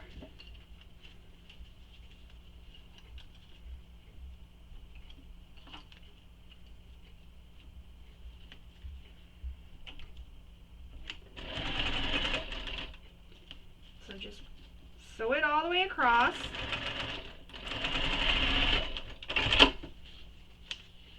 And you can cut your threads, and then you just give it a pull, and that'll cause everything to fold back. Now I'm going to press this so it's open, so one seam is on one side and one's on the other, so it's not as bulky, just like I did when I originally pressed it open on the other side. So I'm pressing that seam I just sewed open. Press it with your fingers. You can also use a clip to help hold it in place. And now that O-ring is attached in the center. So we're going to turn it so that that seam where we pressed into the center is now going to be touching each other. So you're not going to see those seams where we pressed the fabrics into the center. So you're not going to see those seams at all. There's no seams. I'm going to use some double-sided tape down the center to help hold this in place.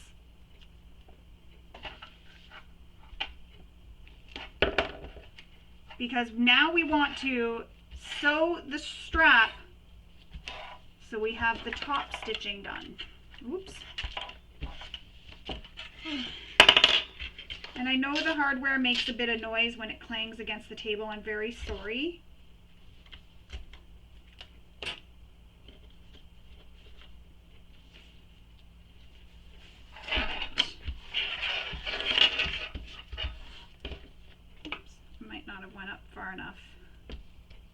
Oh yeah, I did. Okay. So, move the backing. And remember, we want the O-ring to be at one of the seams here. So fold it so that the O-ring is at the seam. And then push your lining against your exterior, lining up the side edges. Take your time doing this so you get a really nice strap.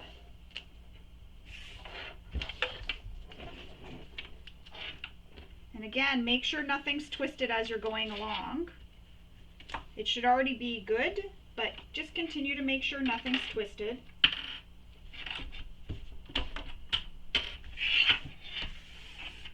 Now I'm going to flip it over and just check to see if I like how it looks on the exterior side, because that's the side you're really going to see. And I need my turning tool. I can't find it. There it is. Blends in too much. And I'm just going to poke out some of these edges a bit at the top here, or at this end, not at the top, at the end.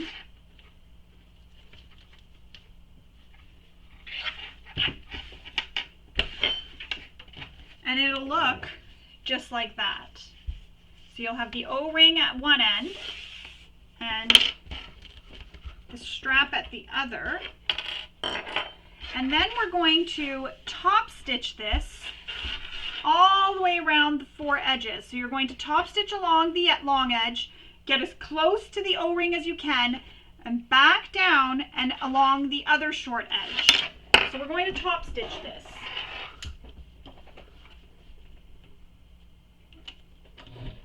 So I'm starting at the short edge here. Don't forget to back stitch at start and stop. And if you feel that you need to adjust as you're going, because we use double-sided tape to hold it in place, you can just pull it apart and adjust. So that's what I'm going to do here, because it looks like it just needs to be a little bit moved over. There we go.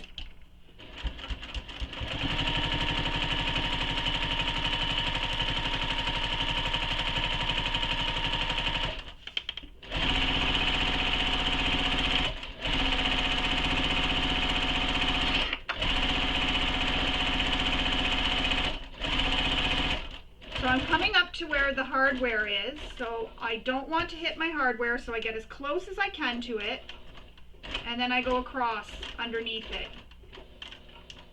Now, this is where you're going to want to backstitch, but I feel like I'm just a smidge too far away. And take your time going backwards. And you're just going to go just enough so that it clears your presser foot, so that your presser foot doesn't hit it when you turn back around to stitch back down.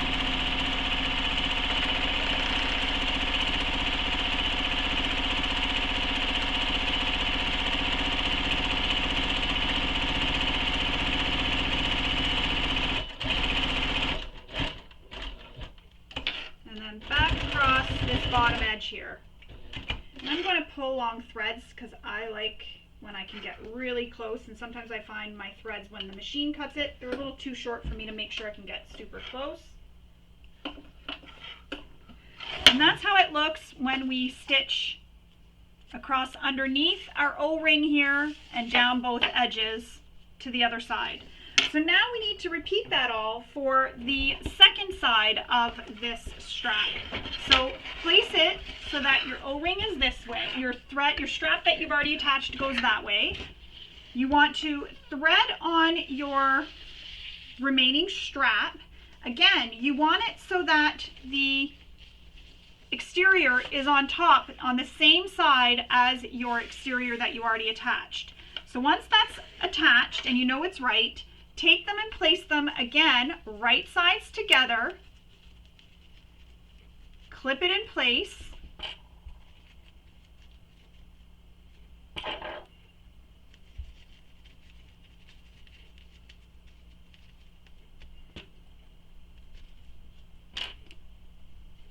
sew that short edge using the seam allowance given in the pattern.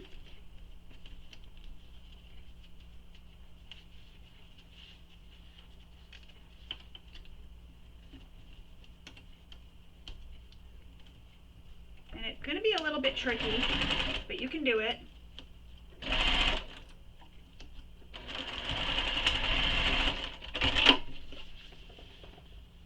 Excuse me. Now press that seam open just as we did before. Press it open, and then when you press this into the center, you won't have all the bulk on one side because you pressed the seam open. Press it open and then press those edges into the center.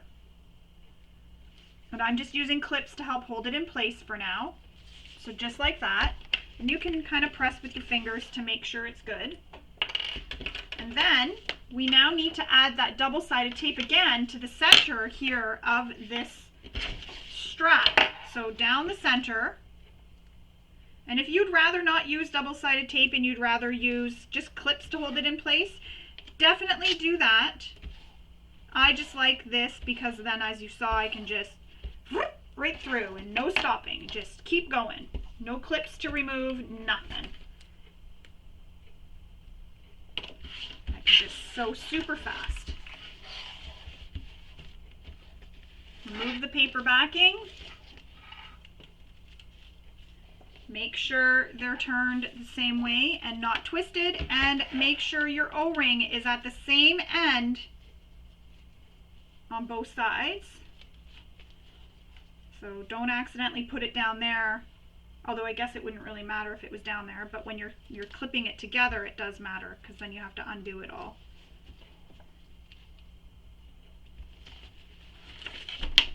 So again, taking your time to make sure you get everything all beautifully lined up.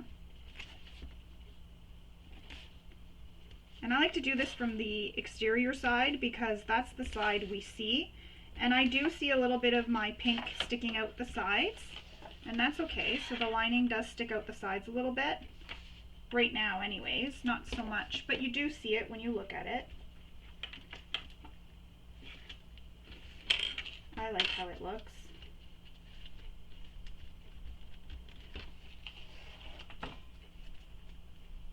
And again, you gotta fix your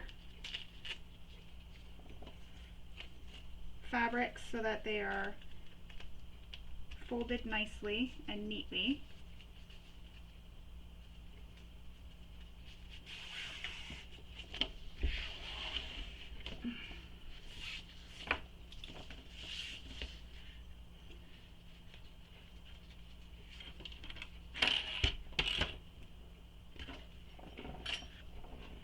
And now we're going to do the same thing. We're going to stitch this all together using the seam allowance given in the pattern.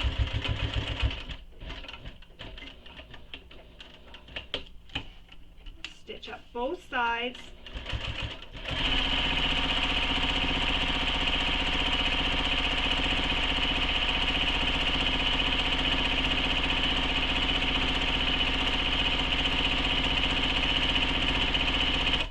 I get close to that O-ring and careful not to hit the O-ring, and then go under the O-ring,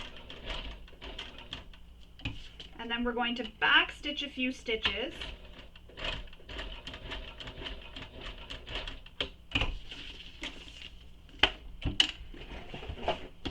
and then back down the other side.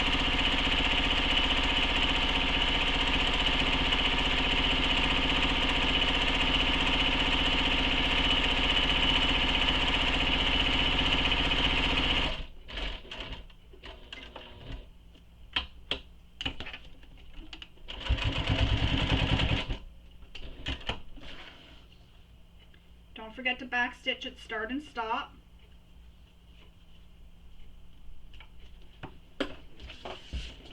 And there's our strap so far. So we have an O-ring in the middle, and this O-ring will be used to clip our backpack strap or the backpack hook to the strap. And there we go.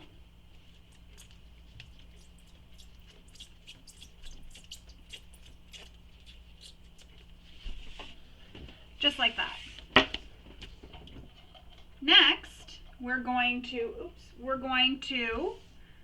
add the slide adjuster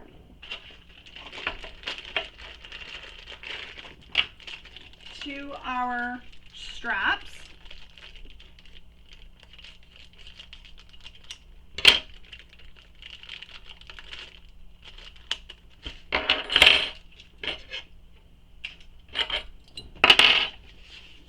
So we're going to slide it, the one loose end, through the slide adjuster and over the center bar and through. Then we need to take our swivel hook, keep moving my bag of goodies around. So taking one swivel hook, we're going to slide the end of the strap onto the swivel hook. So put it so that the swivel hook is facing up on your table, so it's in my hand, the swivel hook. Slide the loose end of the strap through the ring on the swivel hook. Then we're going to bring the swivel hook, or the loose end of the strap, back over to where the slide adjuster is, and we're going to bring our strap up through the middle, between the first bar and the middle bar, and down back over the middle bar, and we will clip this in place. I'm going to add a rivet, so I will be going off camera to add a rivet. But that's how that looks when we've adjusted it, or when we've added the strap slider, just like that. So we have our strap slider on one side. So I'm going to repeat that for the other side, so just show you one more time. Loose end of your strap, bring it up through the top bar and the middle bar, then back down over the middle bar, slide it on, swivel hook, with the swivel hook in your hand, slide this through the ring on the swivel hook, just like that. Bring the loose end of the strap over to where the slider is, just like this. Slide this through between the first bar and the middle bar, and then bring it back down over the middle bar. So it'll look just like this. Hang on, I'm trying to find the angle so you can see how it looks.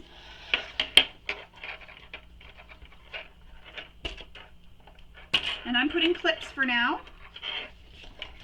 And you can check to see if it's tight, if you have it working, if it can hold when you pull on your slider. And that's how you know that the adjuster is attached correctly, because I can pull on it and it's not sliding or shifting on me. And that's your backpack strap. So I'm going to add rivets, but I'm going to wait because I'm sure I'm going to be attaching rivets to something else.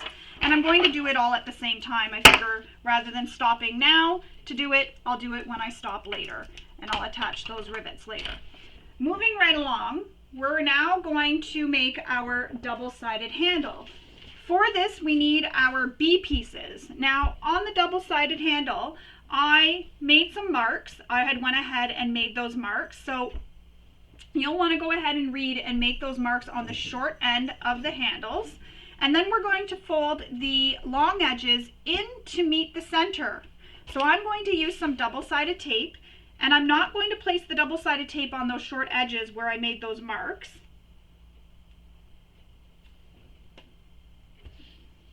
I don't know if you just heard that, but that was Buddy running around in the background. I'm kind of shocked that she hasn't come up on my table.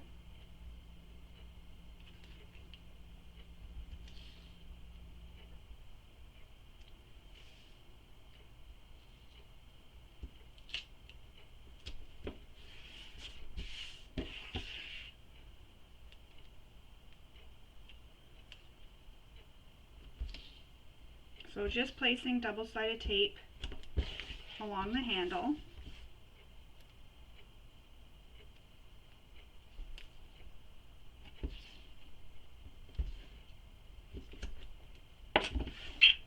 Remove the paper backing and press this into the center. And again, just like on the strap, you can actually press this directly into the center because we're not folding it in again. We're just going to be doing the same construction as we did for the straps.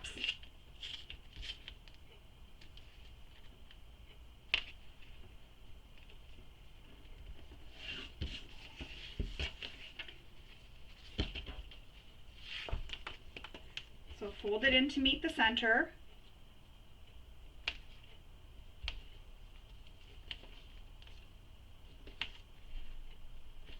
All the way in to meet the center. And then we'll repeat this for the lining. So I'm going to pause the camera and I'm going to fold my lining piece off camera. You don't need to sit there and watch me do that. And then I'll come back and I will show you how to construct the handle. Alright, so I've pressed the lining into the center. So now we need to add our hardware. So we need our D-rings.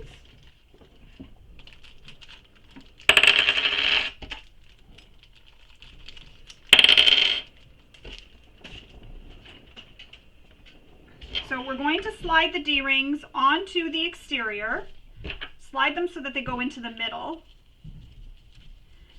Then what we need to do is place the exterior and lining so that they are right sides together. And we're going to open up that area that we left unfolded. And we're going to do the same thing we did with the strap. Pin it together. Pin those short edges together, and then we will sew them together. Now I know this looks a little bit wonky, but trust me, it all works out in the end.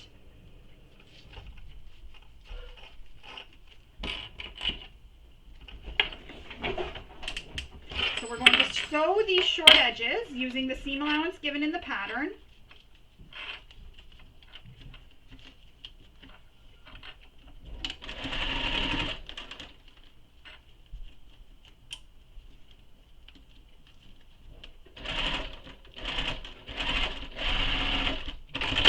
Sew both short edges.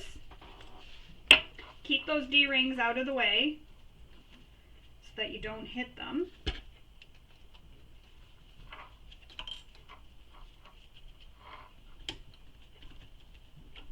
And just like we did with the exterior, we're going to be folding these in. So trim your threads. Now again, press the seams open. That just helps reduce the bulk in that area just a little bit. And then fold those seams in to meet in the center.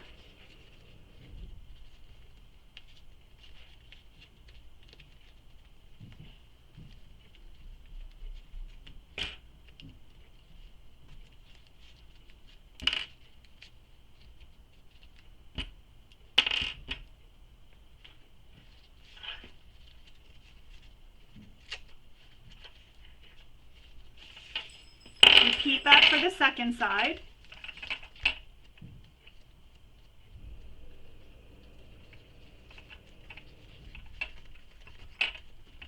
Fold the seam into the center, and then fold the second side into the center. And again, with the seam open, that just helps prevent any extra bulk. Now we need to turn this and place it so that they are wrong sides together. So that seam that we pressed into the center is in between each other, so they're concealed inside. And we need to do the same thing we did with the strap for this. Now, we're going to move the D-rings to the ends.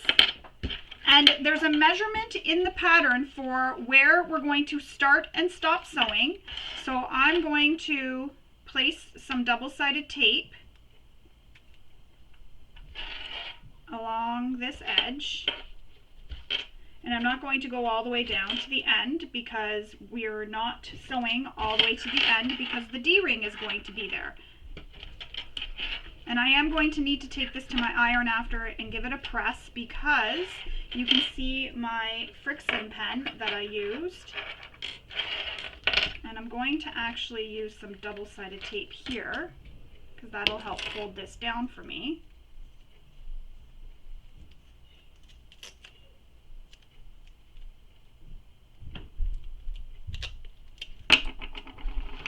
That'll help hold this in place, kind of like tape it. And it'll help hold it too while the D-rings are there and where I don't sew.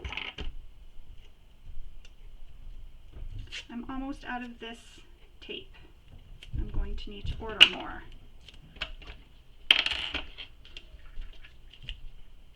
Oops.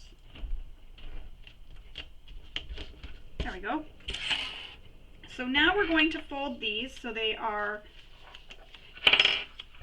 wrong sides touching, so that means the seams are touching. And then move your D-ring. There is a measurement for the D-ring, and make sure the D-ring, the loop of the D-ring is facing up. The flat end is between the two layers.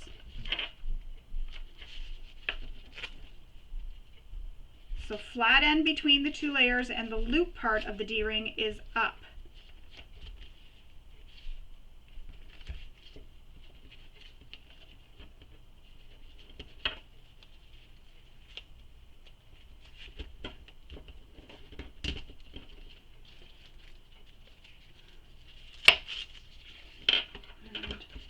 Where I folded it, it's kind of come undone, so I'm just going to refold it on that seam.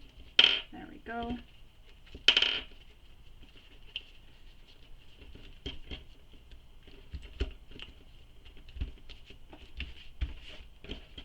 All right, so I'm going to take this to my iron because remember I was saying that the center here, you can see the mark that I made with my Frixion pen. It kind of bled through a little bit. So I'm going to do that. I'm going to iron it and get rid of that, but I'm also going to make the mark for where my D-ring needs to be, for where we need to stop and start sewing. So you'll want to do that while I am ironing, although I do pause, but go ahead and make the mark, the measurement for where the D-ring needs to be from the end, and then we're going to top stitch this. All right, so I've gone ahead and pressed that line out that was down the center of my lining one, and I've placed my D-rings where it says to place them in the pattern. Now we're going to start top stitching, and we're going to stitch as close as we can to the hardware, go all the way down the long side, across where the hardware is, back up, and come back across this short edge. And make sure you're stitching close to your hardware, but don't hit it. I'm just going to move my clips out of the way here. I had the clips to help hold it in place.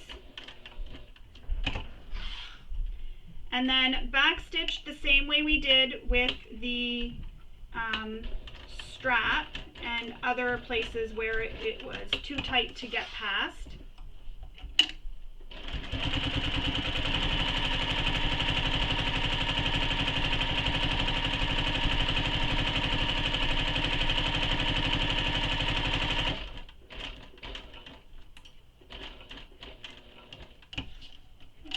Now Kristen does mention that she uses an interfacing in the middle here, and I'm just going to backstitch here just so the backstitching matches when I backstitch at the other end. Anyways, she mentions that she uses an interfacing in the middle of her strap, or handle, sorry, for some extra strength in the handle. So before we stitch it, you can go ahead and add that interfacing. I chose not to. That's just a personal preference, but if you want to add it, definitely go ahead and add that interfacing.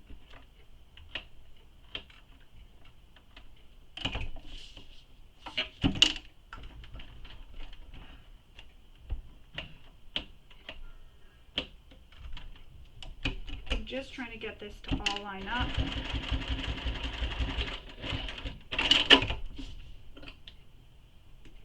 Trim your threads. And again, I backstitched at the other end. You don't necessarily need to, but I just find that it looks like it makes it match, so you can't tell where I backstitched and where I didn't. And I have my hardware attached. And there's this little end here that's not sewn. Don't worry, we will sew that when we attach the handle to the exterior of the bag, when we go to attach it to the top of the bag. So I'm just adding the clips to keep everything clipped together, but that is how the handle looks. So there's one, there's the other, with the D-ring. So we can just place that to the side for now. We can move along and create our top zipper panel.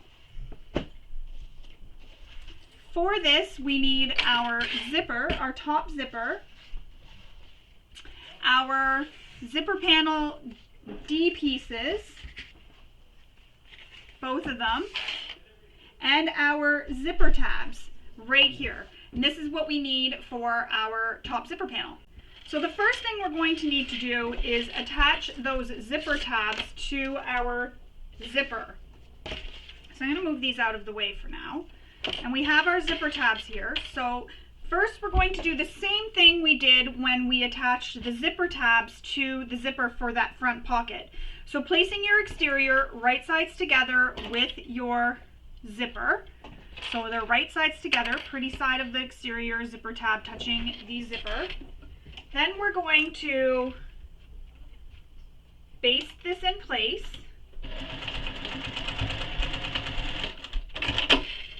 We'll add our lining. The cord keeps falling out. We'll add our lining piece. So the lining is going to go right sides against the wrong side of the zipper. Just cutting my threads there. So right sides against the wrong side of my zipper. And then we'll sew that with a full seam allowance. And make sure everything's lined up nicely and neatly.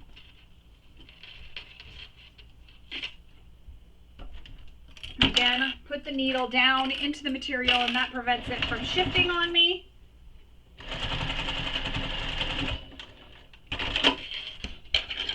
Trim my threads. Press the fabrics away from each other and then top stitch them.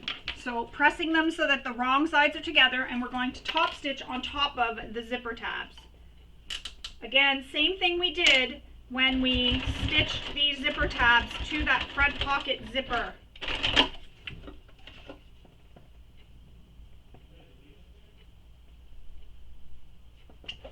Repeat that same process for the second side. So exterior, right side up, zipper, right sides together with the exterior. Base stitch this in place.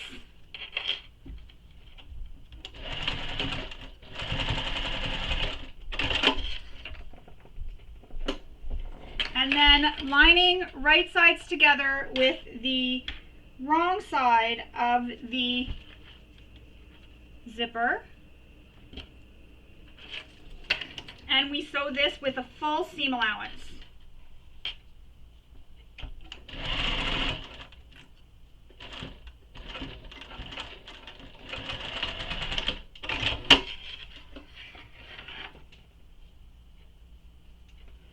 And my machine made a funny noise, so I'm just going to check.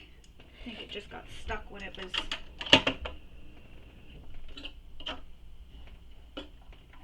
Oh, I see what the problem is. I need to rethread my machine. So I'm just going to pause the camera. I need to rethread my machine and then I'll be right back. All right, I don't know what happened there, but for some reason the thread got all shredded apart, so I had to rethread it, cut it and rethread it. So we're good now. So now that we've attached that lining and exterior together, we're going to put them so they are wrong sides together and top stitch that seam.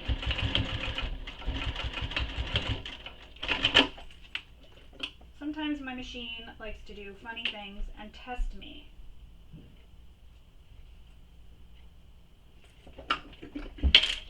If you've changed your stitch length to a length you use for top stitching, don't forget to put it back to your regular stitch length. Now we need to mark the center of our zipper. And to do this, we're going to fold the zipper in half. So what I like to do is line up those zipper tabs, the edges where we folded in the zipper tabs. So right here, these edges, I like to line those up, add a clip. And the reason for that is just in case my seam allowance isn't quite accurate, which the edges of my tabs do line up, so I could have just did that, but fold the zipper in half, and I just crease it, and then mark the center. And I had already marked the center before we started sewing this, so my center is already marked. Now we need to do that as well on the D panels here. So mark your center marks on your D panels as well. So we're going to take the exterior D panel and we're going to place it right sides up. Then we need to apply some double-sided tape to our zipper. So we're going to apply it onto the zipper.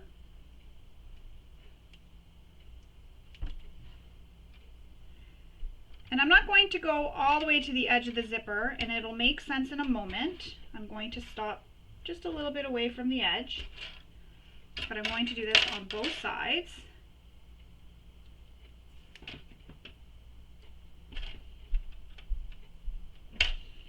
So all the way, just shy of the edge. Make sure that's pressed down really good. And we're going to remove one of the paper backings from the double-sided tape. Then we're going to place this right sides together with the right side of the D panel, but we need to line up those center marks. So line up the center mark on the zipper with the center mark on the D panel.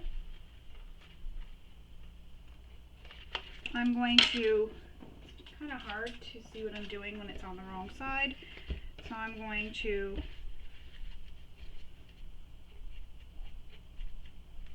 fold that over.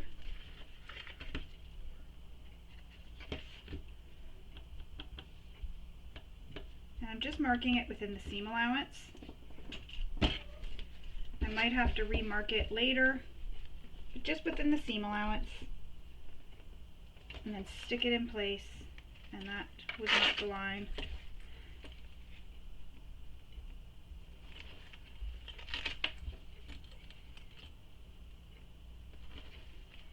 Perfect. And just be careful with your tape that you don't stick it where it shouldn't, because it could damage your vinyl. I have had it happen before. Luckily it was within the seam allowance, so I wasn't too concerned. Some tapes are stickier than others. I know this one is super sticky. Oops. This one, as I said, sticks to my nails and will rip my nail polish off. I'm glad I don't get my nails done anywhere, because I'd be really upset. It's a lot of money. So I'm zipping my zippers out of the way so I can reposition that zipper tape so it's straight, because where those zipper pulls are, as I mentioned before, gives a little bump, and I don't want that bump. So I've got it taped down. Now, as I mentioned, I didn't tape all the way to the end of the zipper tape, because we need to stop at a measurement away from the edge of the panel. So this tape did go a little bit further than it needed.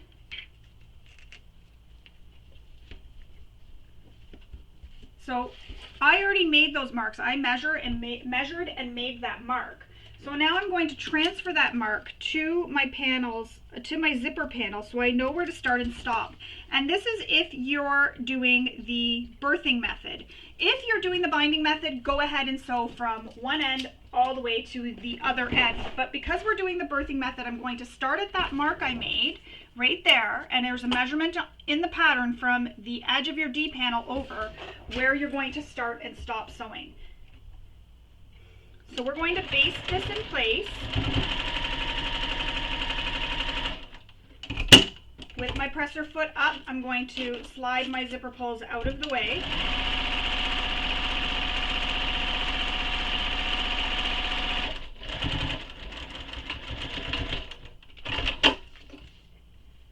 So I started and stopped at those marks, and that'll help be able to separate the panels when we go to stitch everything together, because this is loose, it's not stuck down on the ends.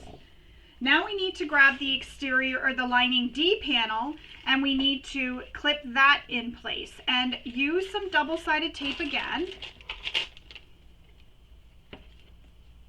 The double-sided tape will hold it in place, so you could just place the double-sided tape between your marks right over top of your previous stitches.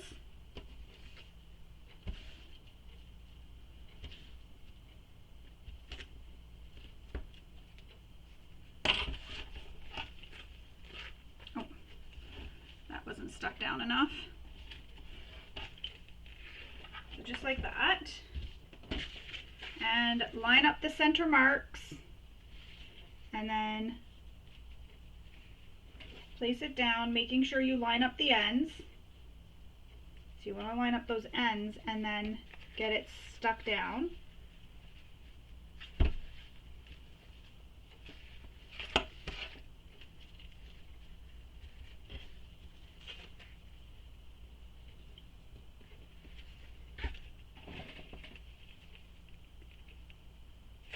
And take your time doing this because you really want to make sure everything's nice and lined up and accurate.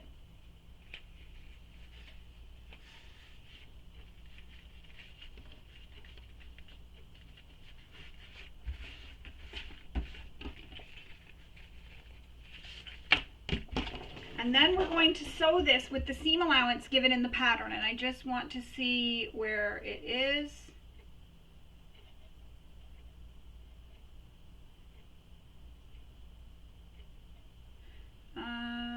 Let me see. Yeah, okay, so now we're going to sew this with the seam allowance given in the pattern, and I'm actually going to switch to my zipper foot because I'm going to need the zipper foot for some of the other construction.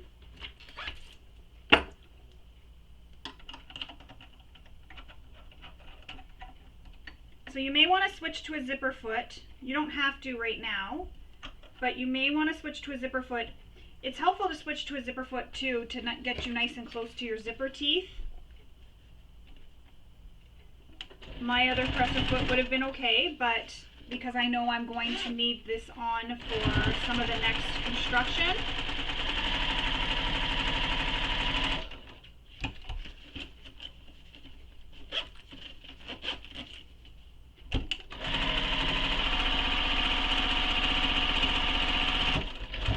again, starting and stopping at those marks.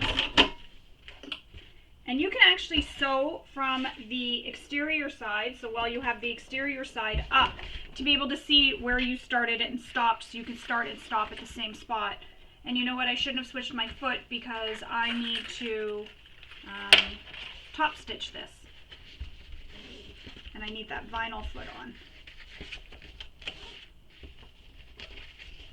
So I'm going to switch my foot back because I need that Teflon foot. And then I'll put that back on.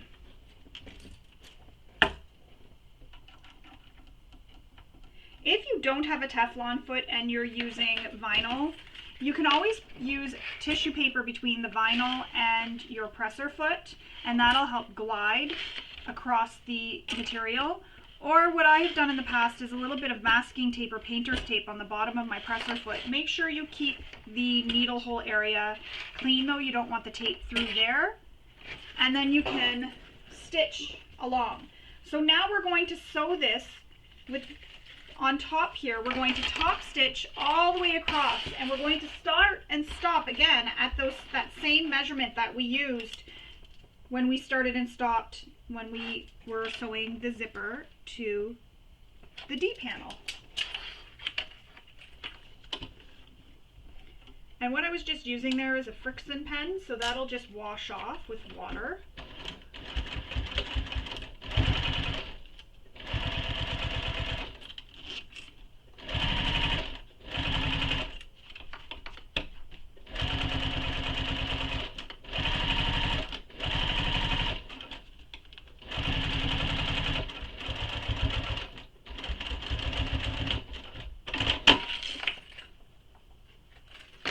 Now the D panel is stitched in place and the zipper is stitched in place and top stitched. That's how it looks right now. So if you're doing the binding, you can top stitch from one end right to the other. That's not a problem. But if you're birthing, you have to do what I did, which is start and stop at that measurement away from the edge of the D panel. If you're binding, you'll continue on with the pattern, so the next page will be continuing on with the pattern. I am doing the birthing method, so I'm going to go through to where the birthing method continues. So everything for the binding will be the same construction, but you don't have to start and stop away from the edges like we just did here. You'll be sewing everything together. Then you're going to baste this panel all together all the way around. So baste your lining and your exterior together, and you'll keep building and you'll be basting everything together. And then when we get to the end to put our panels on, you're going to put the panels on, everything will be basted together. You're going to put them on, clip it to your gusset, and then stitch it, and then you wrap your binding over. And again, I'll put a link to a tutorial in the comment or in the description so you can watch how to do binding if you've never done binding before. So I have two. I'll put an actual video tutorial with the bag being made with binding and my little tutorial for binding. All right, so now that we have this here, we need to fold the lining panel out of the way. And again, this is the same thing for the handle here that we're going to be attaching. It's the same construction if you're doing binding. So this you can actually follow along with. You don't have to stop and wait or stop and not complete this part of the panel. You can follow along here. So moving the lining panel out of the way, just like that. I'm going to clip it so it stays out of the way because I don't want it getting in the way of my exterior. We are going to attach our handle. And to do that, we need to line it up with the end of where our zipper is. So where the end is where our zipper tab starts. So right there is where we're lining that up. And it says that we need to place it there, and then we need to mark the holes for our rivet placement. So it tells you how far the rivet will go from the end of the handle and centered, and then from the end of where the stitching hole is. So you'll want to refer to the pattern for where to mark that. And it also tells you how far this needs to go. So on the handle, we're going to mark those holes, and then we'll come back and we'll continue on with adding that. So I'm going to mark my holes here, and then I'm going to mark my holes and punch them, and then we'll come back and we'll mark the holes where they're going to go on this panel. So I'll be right back.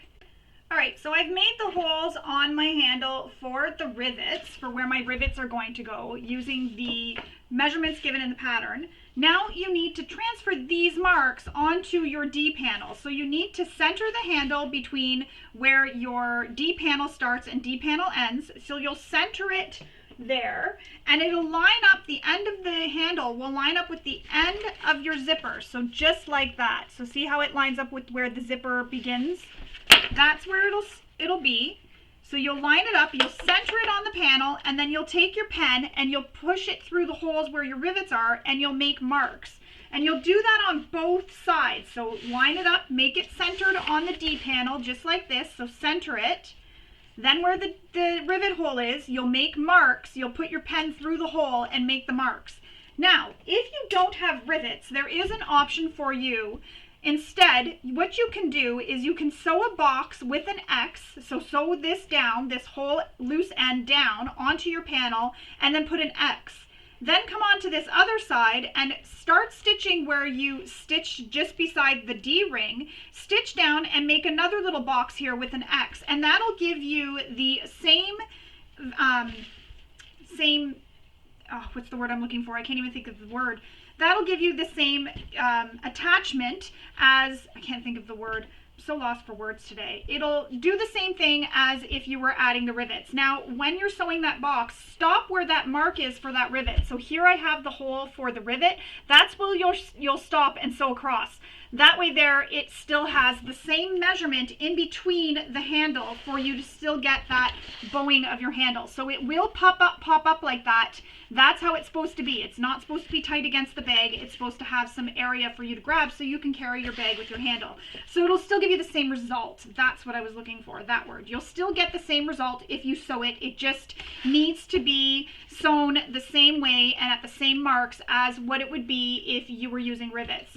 So I've gone ahead and already punched all those holes for my rivets. So what I'm going to do is I'm going to go off camera again, and I'm going to install my rivets because I don't think you need to sit and watch me add those rivets. So if you're sewing it, place it at the same place, so lining it up with the edge of where the zipper tab is, so where the zipper starts or ends. Line up the end of your handle with that zipper line here. You'll line it up, you'll center it on the D panel, and then you can stitch it down. Now, if you're doing the rivets or Chicago screws like I am, I went and I stitched a little box here while I was off, and that's why I needed this presser foot, so that I can get close to that D-ring without hitting it. I wanted to get a little bit closer than I did when I originally stitched it. So I went and I sewed that little box there just because I want it to stay together. I just like how it looks. That was just something extra that I did. You don't have to do it. It's just something I did. So I'm going to go install the rivets on this handle into the D panel, and I'm also going to use some extra little interfacing behind for some extra security, and then I'll come back and we will continue on with constructing our gusset. So I realized that I forgot to add my foam. I kind of got a little excited and got ahead. So before we top stitch this and before we add our handle, we're supposed to attach our foam. And that's okay that mine is not going to be in where my top stitching is. I'm going to trim my foam just that little bit so it's still out of my seam allowance, but in my panel. I'm very sorry about that. So I'm going to trim my foam just a little bit, and if you forgot to, because I goofed up, I got a little excited. So I'm just trimming my foam that little bit so that I can put it in here and keep it out of this seam allowance on this side. So you'll see I've trimmed it, and it's going to keep it out of that seam allowance. Someone's decided to make herself cozy. Hey, cozy. So I'm going to use some double-sided tape just as I did with the foam for the main exterior panels.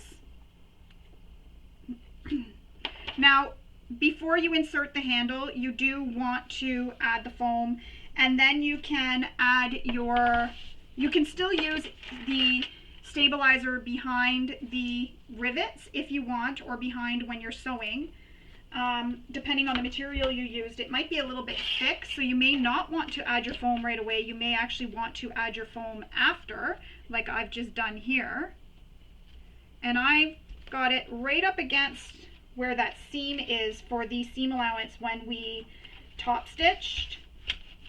And then I've cleared, because I've cut that foam down, I won't have it in that seam here on the side.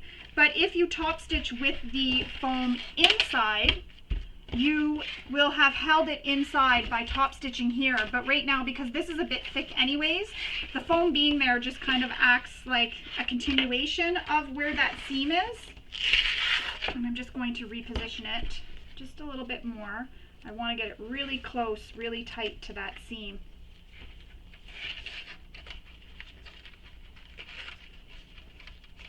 Again, I'm very sorry about that. It's still going to finish off a beautiful bag. You will see there won't be any issues.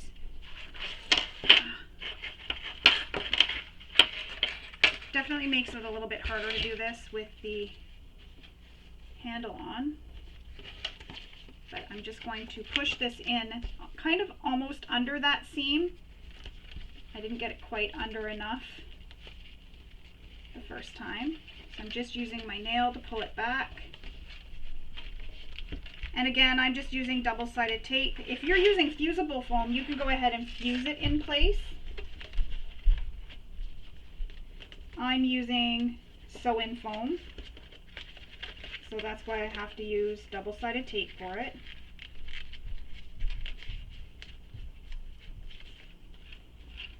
And there you have it. It's stuck in place. Now, if you had had this in there, as I was saying, before we added the handle and before we top stitched, you would be top stitching that foam into place, and that would help hold the foam in place for you as well. And once we get it all stitched, you're never going to notice. It'll flatten out on its own and it'll look fine.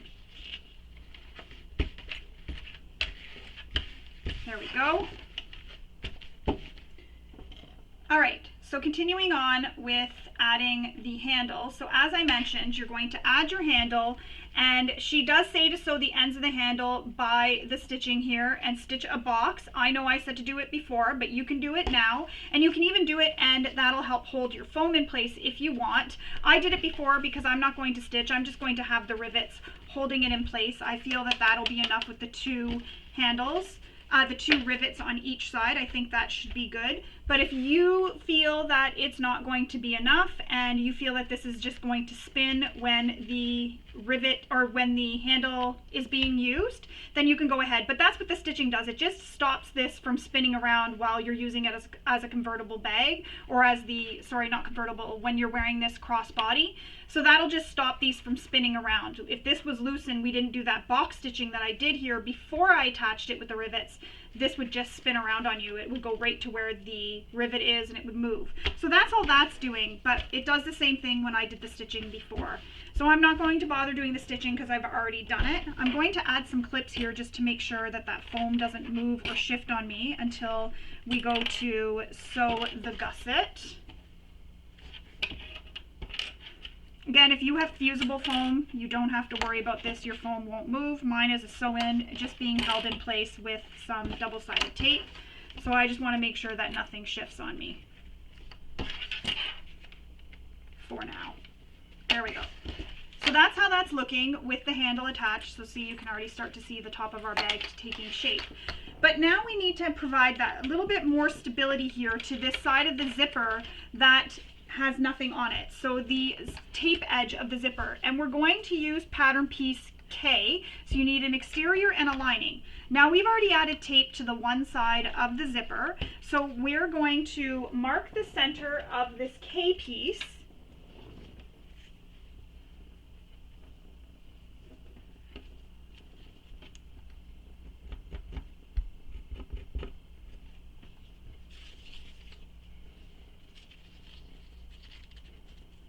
So we'll mark it on the lining as well, just within my seam allowance. And we're going to place it so that it is right sides together with the zipper. So the exterior panel is going to go right sides together with the right side of the zipper. Line up the center mark and then just push it in place. And you can use clips. I usually like to use clips. I didn't for the other side. I didn't find it really shifted too much on me.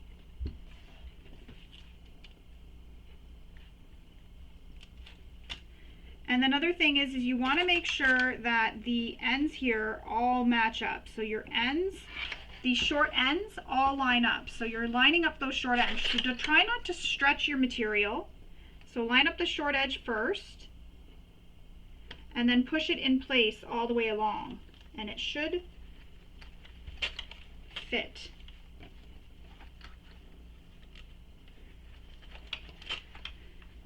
And for some reason, I can't get it to go. Keeps wanting to stick down before.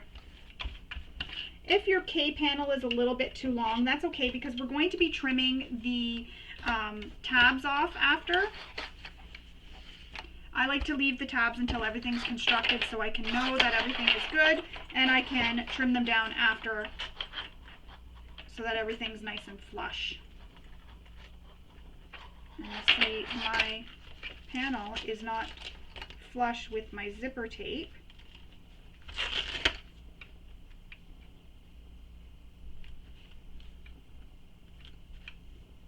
I feel like everything that could go wrong is going wrong with this tutorial.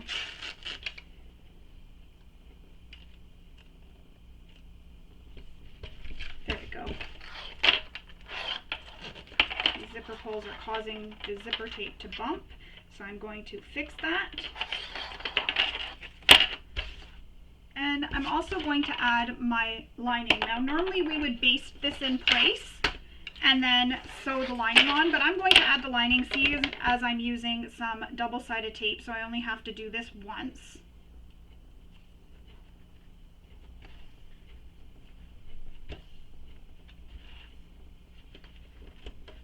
Just makes it a little bit easier. A little less sewing.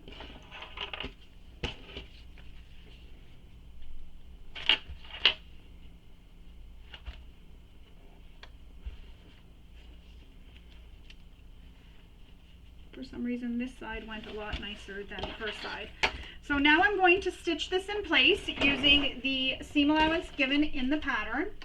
And I'm going to switch to my zipper foot because that's such a small little piece, the trim. I want to make sure I'm really accurate. And we do need to make that mark for where we're going to start and stop sewing. So I'm just going to transfer it up to here because I can see where I started and stopped for that previous stitching. So starting and stopping at those marks.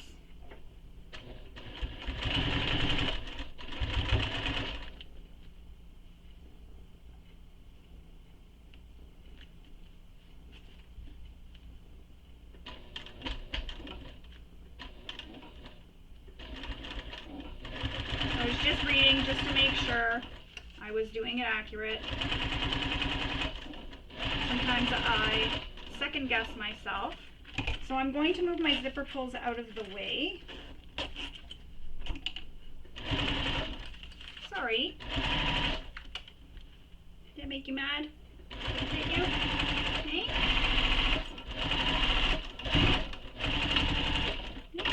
That hit you. That hit you. Hey? Sorry, you can lay back down. You were just too close to the machine. We're just too close to the machine. Oh, you're tangled in the thread. I'm tangled in the thread. So now we're going to put them so they are wrong sides together.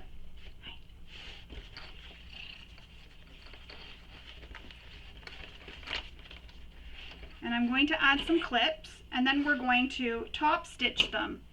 So you're going to top stitch along the zipper.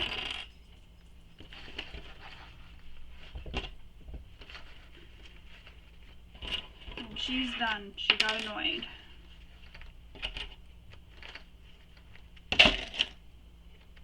She didn't like that hitting her. Same thing, you're going to start and stop from the end because we need to leave that end open to be able to pull these apart for doing the birthed method. Oh, and my other cat is sitting down there on the floor.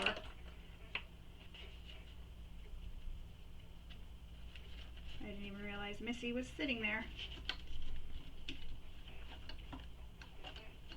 So we're going to top stitch this.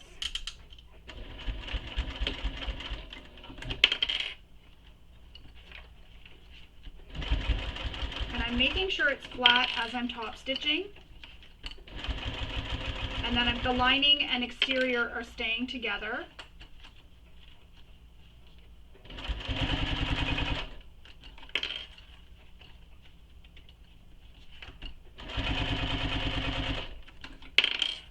Now, if you're binding the bag, this piece is not being added at all if you're binding your bag.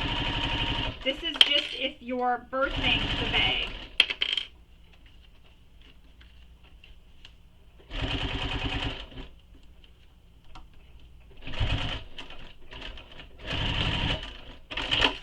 So now that we have that all sewn, we can actually cut the zipper panel so that, or the zipper tabs, so that they're flush with the D panel. So I'm going to cut it so that it's flush with the D panel. And remember, a little bit of my K was overhanging, so I'm trimming that too.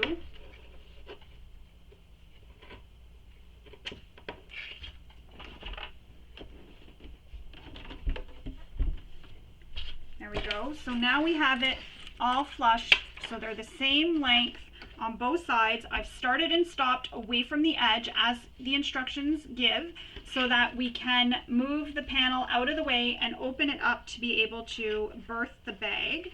If you have double-sided tape, you may want to pull it apart now and get that panel pulled apart so that you can pull them apart when we go to put them together. But this is important to make sure that you've left that gap there so that they can be pulled apart, because that's how you're going to be able to attach all your panels together when we attach the gusset to the lining and exterior.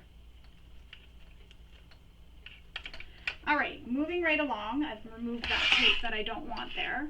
Now we need to continue making the gusset, but we're going to complete the gusset. So now we need side panels E. I'm just going to grab the rest of the panels that are here because there's really nothing left. So E panels, the lining and exteriors and the foam, and then my F panel, which is my base. So we're going to take the side gusset panels and place them right sides together with the end of the zipper panel here. So to do that, we're going to place it right sides together, and this is how you know if you did accurate sewing, because this will be the same width across.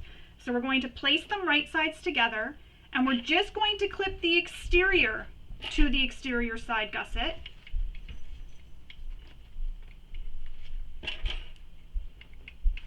So you're just clipping the exterior to the exterior side gusset. And you can actually clip the zipper tab too in there. So just like that. So just your exterior is being all clipped together, not the lining. So if I pull this back, you'll see that it's just my zipper tab and my exterior D and the K panel that are all clipped together. So you're going to clip them together. So you're separating the zipper or the exterior panel from the lining panel. Now, she has you do it so that the lining pieces are clipped too. I'm going to sew the exterior first, then I'll clip the lining, because this will be in my way with the clips when I'm trying to sew the exterior. So this way here, it just moves my exterior clips out of the way so that I can sew them. And you'll sew this with the seam allowance given in the pattern.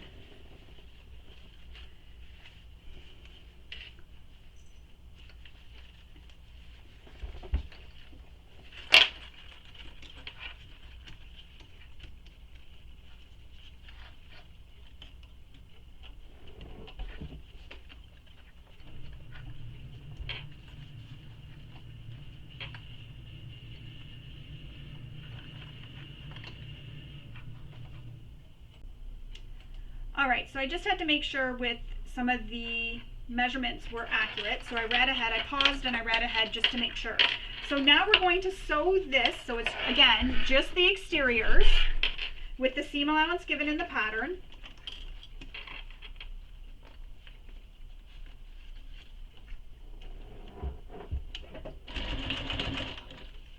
And this one you can start right at the edge, and you'll want to use a zipper foot to get nice and close here.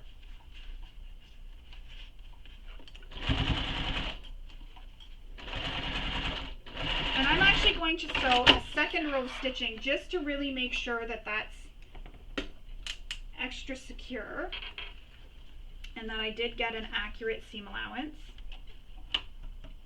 And again, you're not sewing through your lining at all. You're just sewing through your exterior. And again, use a zipper foot to help you get that accurate seam allowance.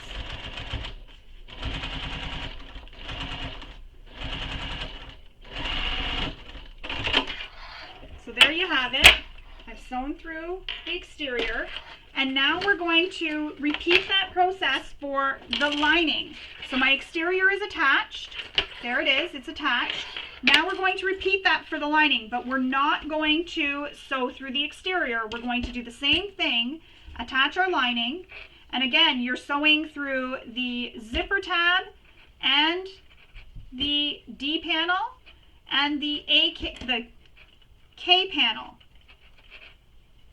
I was going to say the A panel, but we're sewing through the K panel. So that's what you're sewing through. And you want to make sure everything stays nice and straight for you. If you have to use some extra clips, use some extra clips. And just move that exterior out of the way so you don't sew through it.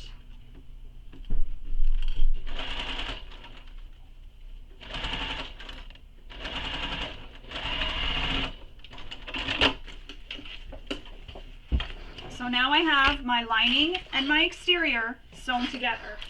So now we're going to top stitch these. So I'm going to take this off. Actually, you know what? I'm going to sew the other side, and then I'll put my other foot back on and I will sew the top stitching. I will do the top stitching. So again, attach your exterior to the exterior zipper gusset, top gusset. We'll call it top gusset because I keep calling it the wrong thing. So pin them in place, pin it all the way across. And again, this is how you can tell if your sewing was accurate when we sewed the zipper to those panels, because you should have an accurate measured, your gusset should be the same as your top gusset. So the side should be the same width as that top gusset. And again, make sure everything stays flat and you're not sewing through your lining whatsoever. I know I keep saying that, but you're not sewing through the lining. You don't want to sew through your lining. The lining is separate from the exterior. So now with the lining, clip it in place, and then sew our lining now. And again, if you use a zipper foot, that makes this super easy to get past and not hit that exterior at all.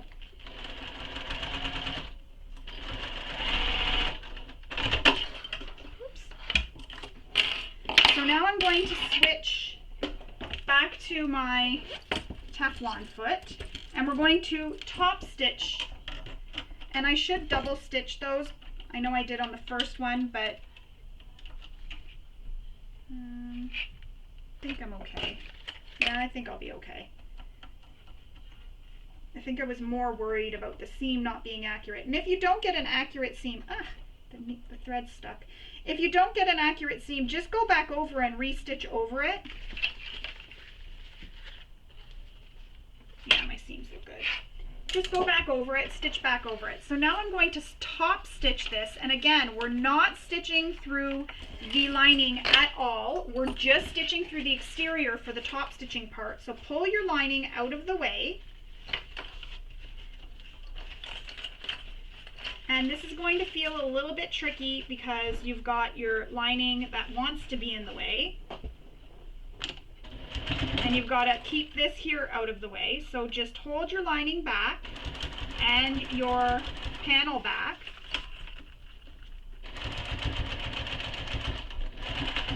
If you need to, you can use a humper jumper. That'll help you get through all that bulk.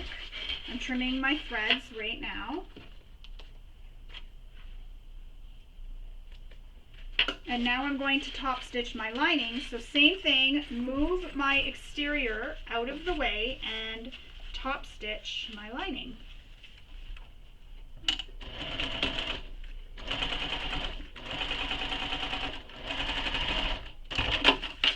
Just like that.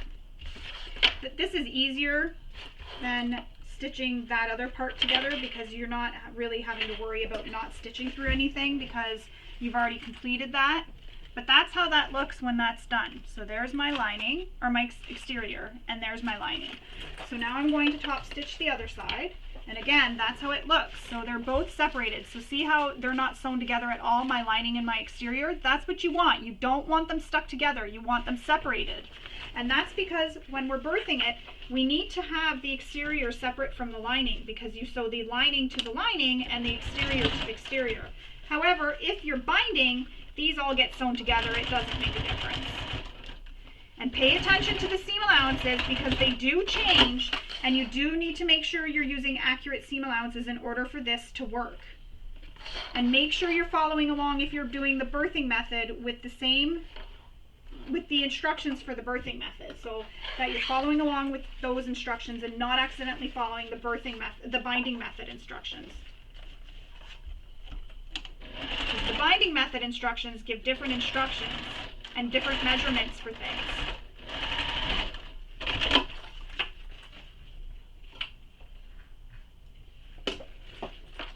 So see, they're still both separate, but they're top stitched on both sides, but still separated. So they're not stuck together, and I've stopped and started sewing where you were supposed to too, so that we can pull these away from each other. And that's how that's looking so far. So far, so good. Now, we're going to place our foam inside our exterior, here, inside our panel E here. And if you feel that it's a little bit too tight and you're not going to be getting an accurate seam allowance, you can actually trim your foam down a little bit, and I feel like I need to trim mine down a little bit. So I'm going to trim both pieces the same amount.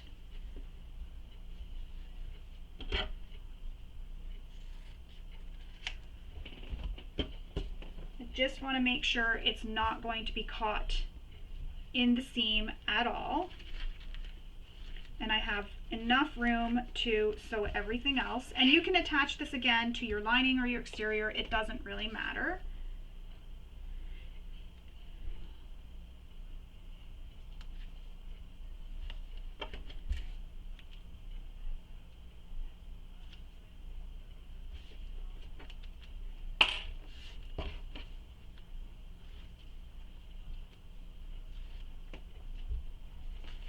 So I'm going to line it up with my stitching that I did when I stitched the exterior to the, the lining to the lining zipper gusset. So that top gusset, I'm just lining it up with that seam that I made there so that it's out of the way and it is nice and in there, nice and secure. And this will actually help when we put it here, because we're with that seam, it'll actually help hold it here as well. So another piece of double-sided tape, and then once we get this done, we're going to work on our base, and our base needs some purse feet.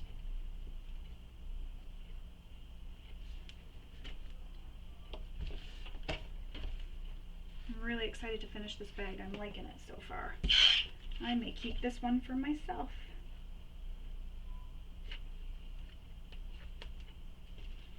I need a new bag. The one I'm carrying around, I've been carrying around a little too long. So we'll see how big this one is when I finish and make the decision. Because I carry like everything in my purse.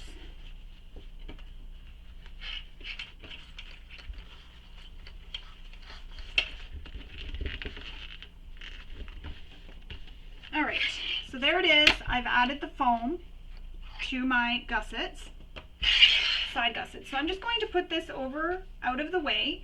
So that is in there. As you can see, I've put it on both sides. So it's attached either way. Now we need to add our purse feet. So we have our Decoville Heavy and our foam, and you should have your Decoville Heavy or your Peltex fused to your base piece. I fused mine to my foam because I just like the way it is when it's fused to the foam. I don't feel like I get any wrinkles or anything. So I just fused it to my foam, and then it's going to be held in place, everything together, when I add my purse feet. So to add our purse feet, you need to make holes for them. And there is measurements given in the pattern for how far to add the purse feet. So you're going to measure from the bottom here, the edge of the exterior panel and up.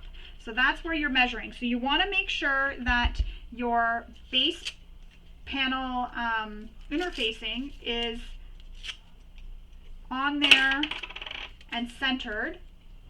So I'm going to use a bit of double-sided tape here. And I'm out of this one, so like I said, I'm going to have to order more.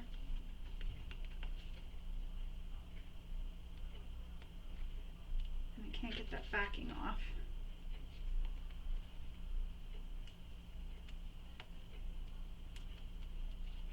For some reason, it doesn't want to peel back. Alright, we're going to try a different thing. We're going to use this one. It was the end of the roll anyways. Alright, so I'm going to attach this in place, centering it. And I have center marks, so that helps me.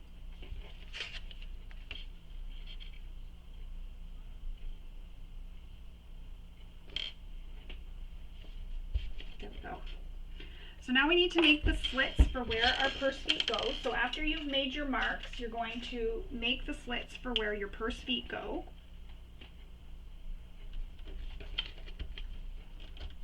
I'm making the slits for the purse feet.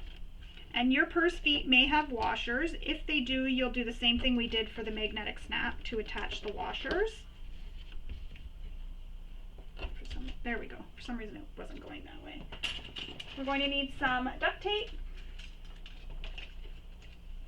and my scissors for tape. So you're going to insert the purse feet in through the slits that you made and either open up the purse feet or fold them over. The choice is yours. I don't have washers with this, so I need to lay mine flat, but I'm going to use some double-sided or some duct tape over them to help hold them and also help prevent them from rubbing through to the other side of the fabric. So that's how it looks with the purse feet. Grab the duct tape.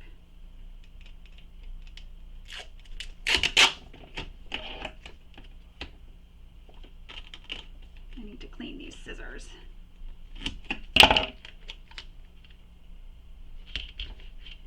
And you're going to cover all the prongs with the tape.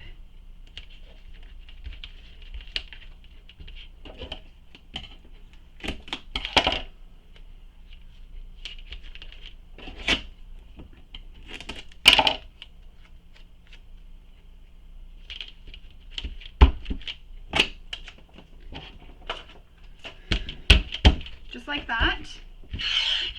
Now we need to complete the gusset. We're going to connect the base to the side gussets, just as we did with the zipper top panel, and we're going to stop and start sewing the same way as well, so that this can open up. Oh wait, no, we don't need to start and stop sewing, sorry. We're going to sew straight across, because this is not going to be attached to anything, it's just going to be this, so we don't need to start and stop sewing. There it is. Where's the lining? So placing the lining right sides together and the exterior right sides together with the side panels. So just like this, so there's my side panels, my base panel is connected on both, and we're going to sew this with the seam allowance given in the pattern.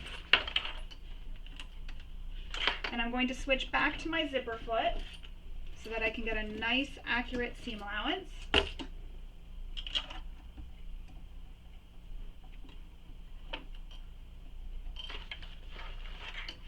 Sewing with the interfacing up.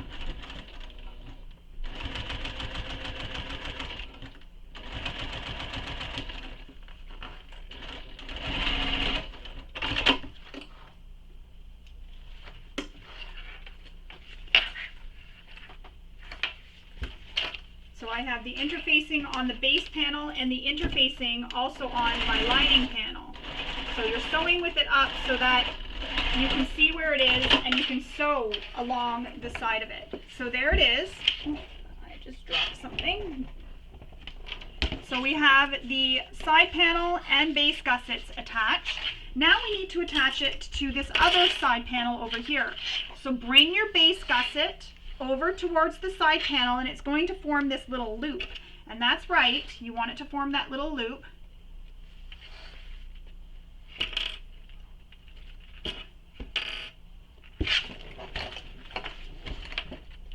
And then again, sew this with the seam allowance given in the pattern. And remember that you have those purse feet there, so that's also a good reason to sew with your panel with the foam facing up so you can see where it is and you can feel where your purse feet and the prongs are. So there's the one done. So we have the exterior completed. Now we need to attach the lining gusset base to the side base gusset. Or sorry, side gusset panel, sorry. So there it is, again, sewing it with the seam allowance given in the pattern.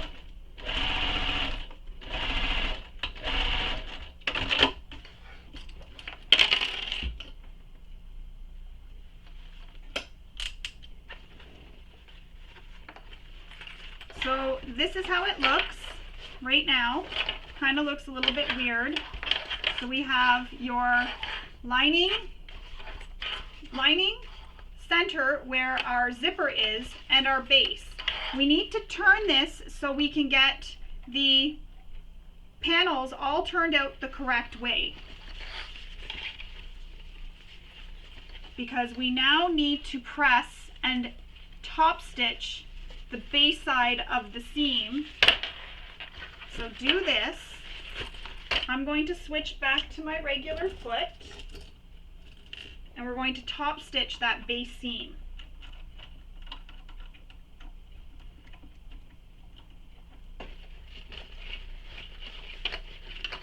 So first, starting with the lining, I will sew it. So it's like this right now. I'm going to insert this into my machine this way, so everything is hanging off the front of my machine. And I'm just slowly sewing along. I'm not going to worry about cutting threads just yet. I'll trim them when I'm done all my top stitching.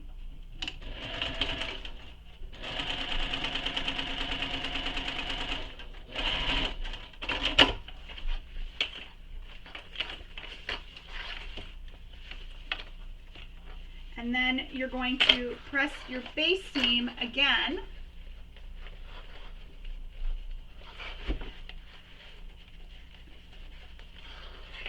And top stitch. And you're pressing it, sorry if I forgot to mention it, towards the base.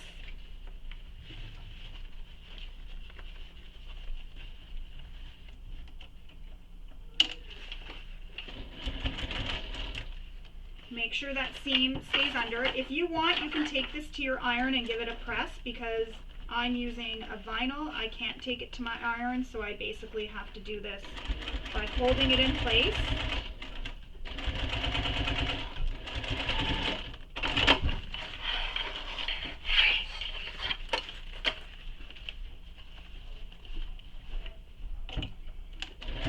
And if you can believe this, once this is done, we're almost done. Now, I did skip a step, and I think it's really important for you to do this if your machine has a hard time with the bulk.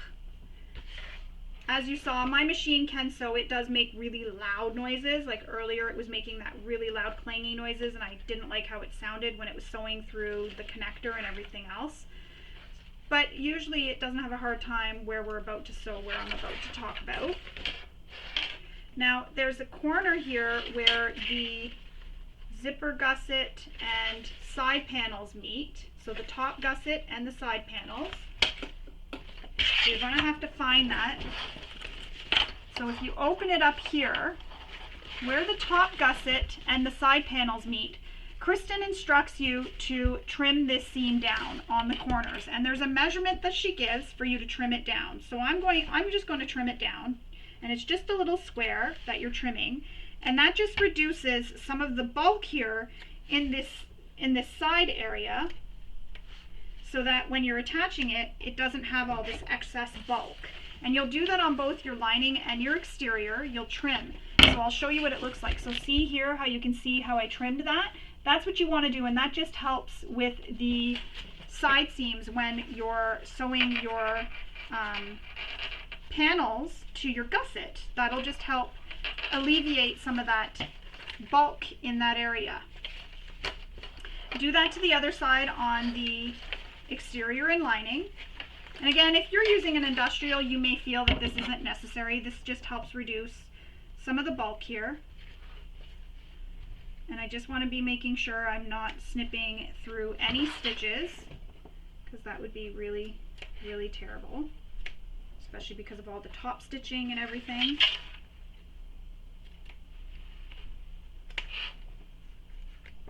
And I'm just eyeballing it. You can actually take a ruler and measure it if you prefer.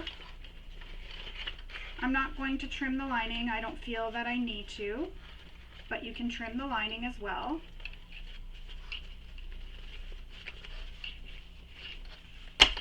Alright, so now that that's complete, we have it all turned.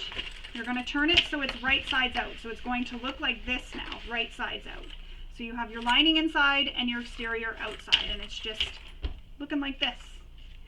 And you know it's right because you have the two bottoms and the exterior. And when we had it all turned, I'd shown you how it had the base, the lining, the exterior base, the exterior, the lining base, and then your middle part here, which was your zipper.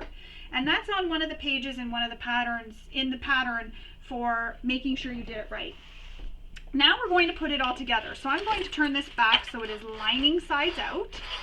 We're going to take the exterior rear panel, and your rear panel is this piece here, the one with the swivel hook and the magnetic pocket, slit pocket. And you need to make sure that you have your center marks all clearly marked because we have to line everything up. So if they're not clearly marked, now is the time to clearly mark everything so that you can make sure everything gets lined up. All lined up, all good. All right, so starting with the exterior back. Now, Kristen did design this pattern so that there is a bit of a security feature. So this zipper will be near the back, so against your back. And that's a good security feature because if someone's trying to get in your bag when you're wearing it as the backpack, you're going to feel them because they're going to almost hit your back getting into your zipper. I mean, I'm sure there's people who are really good and can do it without you noticing, but it is a security feature. And if you really want it to be secure, you can get one of those riveted D-ring hooks and you can put it on the end and then use a lock to hook your zippers into, and it'll lock them in place and nobody will be able to get into it. And I know there is this front zipper pocket on this one, but generally I don't put, if I'm wearing a backpack, I don't put anything that's really of any importance. It'll be like tissues and gum, things like that that I'm not concerned about anybody getting and stealing if they get into my bag. I wouldn't put my phone here. I would put my phone in this pocket because it's against my back. Now, if you don't want the zipper at the back of the bag and you'd prefer it at the front, you can put this so that the front panel is here instead. But she did design it so that this is at the back. So your back panel will go with the smaller side of the zipper. So with the K panel, we're going to attach it to the side that has the K panel. So with the exterior center mark on the main panel, lined up with the center mark on the K panel, we're going to clip it in place. And we're going to clip it all the way around. So line up that center mark and then clip it all the way around, easing it in. And this is a really small little space, and you want to move your lining out of the way. So kind of just fold it down like that. See how I just folded it down so it's folded out of the way? That's what you want to do. You want to fold it down out of the way.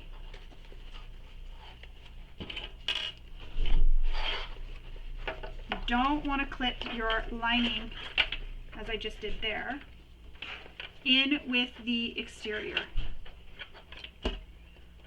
So keep pinning it all the way around. Then go and line up the bottom now and make sure it's not twisted. And I'm going to sew this with my panel A against the bed of my machine and my gusset up. You may prefer to sew with your gusset against the bed of your machine, but that's how I'm going to sew because I just find that's a little bit easier for me. Another thing I'm going to do to help is I'm going to make snips all the way around, and that'll help ease the fabrics through the curves so that I don't get any pleats or any bulging or anything anywhere. So I will cut little snips all the way around, and that, as I said, that'll just help ease my fabrics in. So continue clipping, and I'm just clipping all the way around. And your gusset should fit perfectly, as mine just did, if you followed all the seam allowances. You shouldn't have any issues. Make sure that lining is out of the way. You don't want to clip the lining in the way. The lining does not get clipped here. Now, the other thing, that area where the connector is, that's going to be really thick and very bulky. If you're finding you can't get through that, hand crank over it. Try using also a humper jumper or a bigger needle. You may need to switch to a bigger needle for this.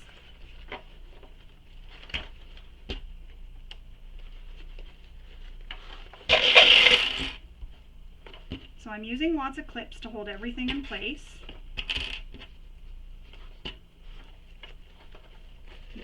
making sure my lining is out of the way. And that's another reason why I want to sew with the gusset up, so that I can make sure I'm not getting my lining caught in my gusset seam.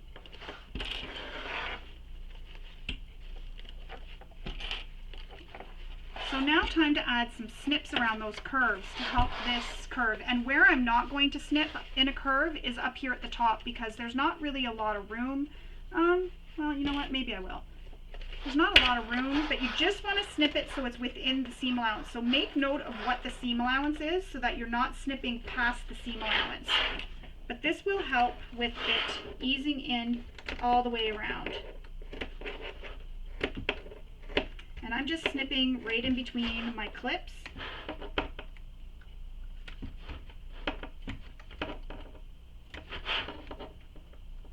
Beside my connector.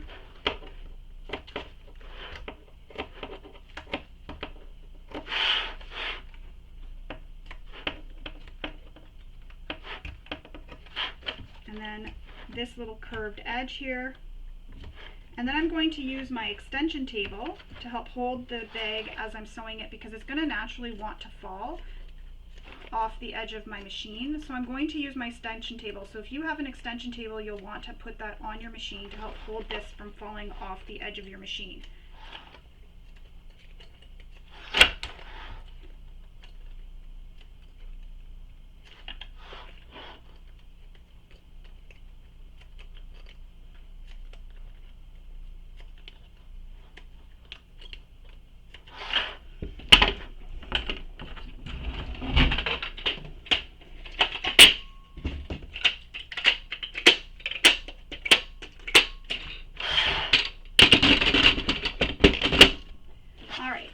We're going to sew this with the seam allowance given in the pattern, and you may want to switch to a zipper foot, because that gusset at the top is going to be really tight to get around with a regular foot. So switch out to a zipper foot. And if some of your foam is coming undone like mine is, because I only use double-sided tape here, that's okay. We can stick it back in place after. Don't worry about that too much.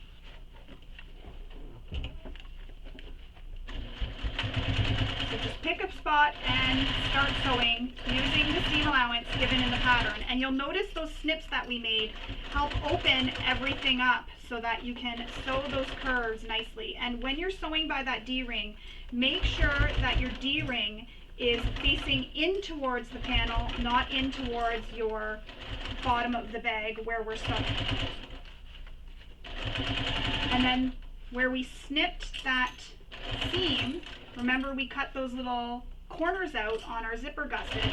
I'm sewing over that now, and that helped remove that bulk that was there in that seam so that it made it easier for me to sew. Again, keep sewing all the way around, keeping that lining out of the way.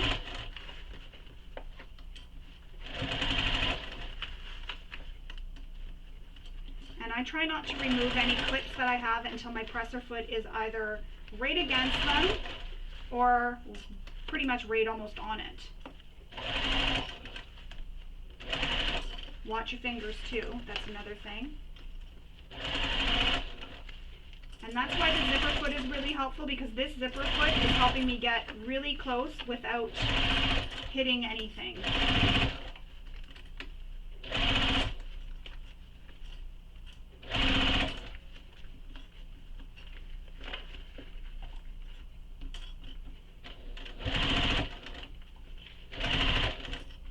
And over the next D-ring.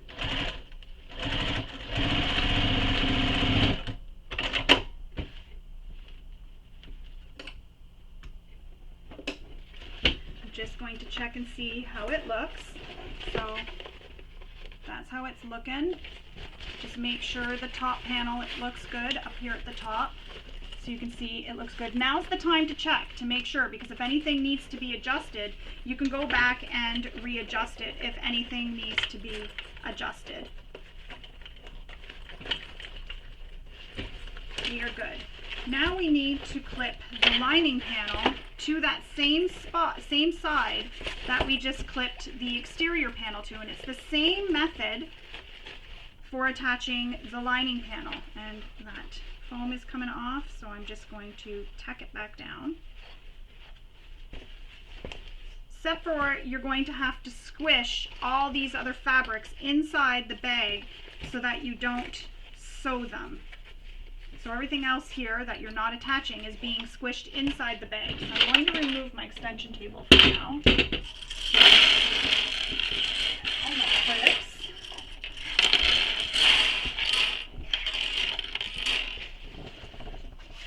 So this is where you'll decide which one you want to be on the back of your bag. So do you want your slip pocket at the back or your zipper pocket? The choice is yours. I'm going to put my slip pocket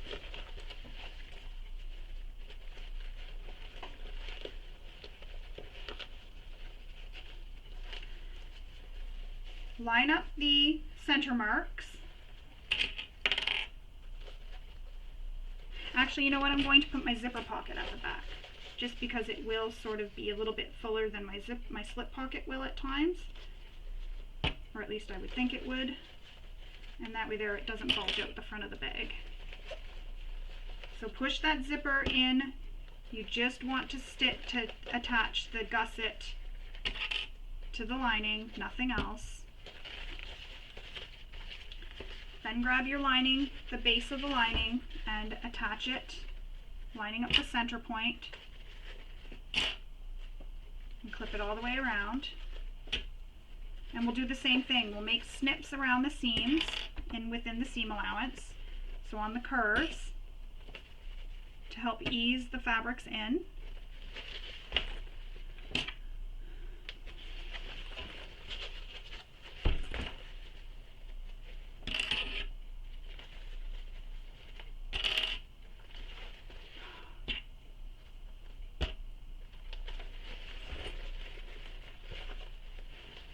And it's going to be a little bit tricky because now you have the exterior attached, so it's going to be kind of tricky to get this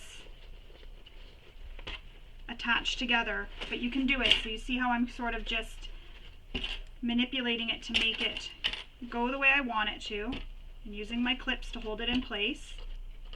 And my foam is currently sticking to my table.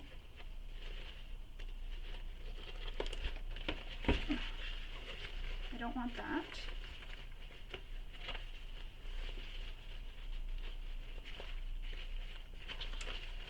And then repeat that for the other side. Keep easing it in all the way around. So we've got one half done already.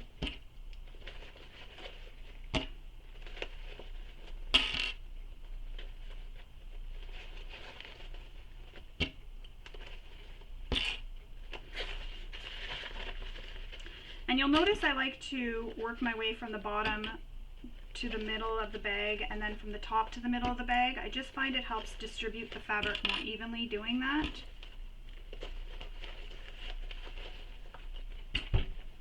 Sometimes there's quarter markings on the side for where to line things up, but this one doesn't have that, so I'm just doing it that way. And I know this foam keeps wanting to pop off. I'll fix that after. Alright, so now with the snips in the curves,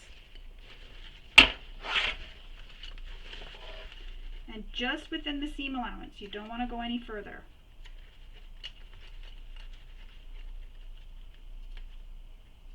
And I'm not going to do the top because it's really very close, and I'm just worried that it's going to accidentally go into the seam.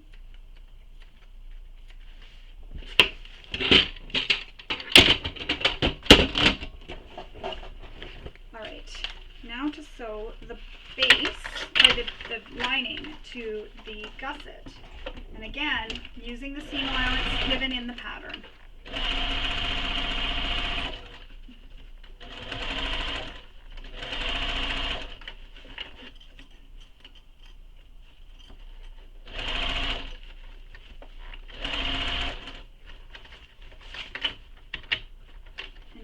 As we're coming around this corner here, it gets really hard to see what you're doing and really tight because you have all those layers you're trying to keep out of the way, but also the other side that's already attached. So take your time here. Use a stiletto or an awl to help hold everything together if you need.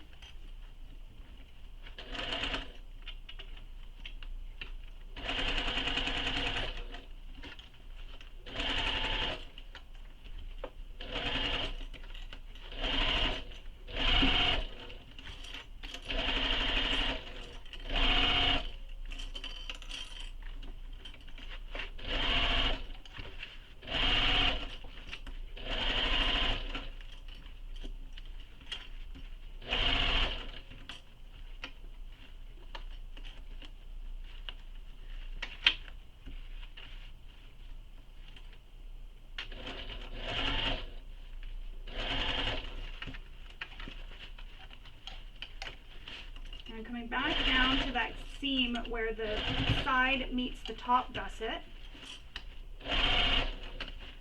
No problem there.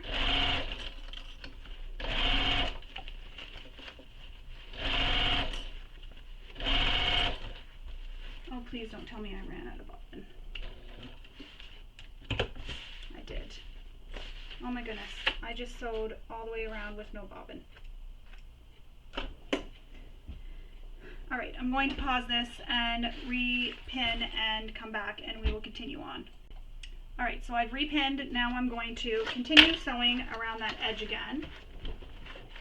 And when that happens, I just start back a bit from where I ran out of the bobbin, back stitch over my previous stitches and continue on. And what that does is that locks in those previous stitches so that they don't come out.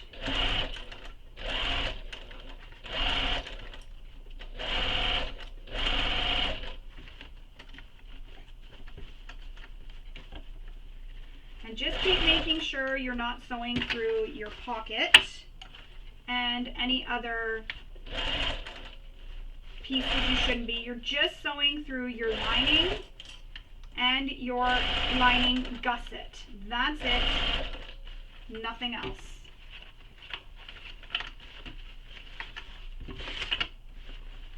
So I just moved my pocket out of the way.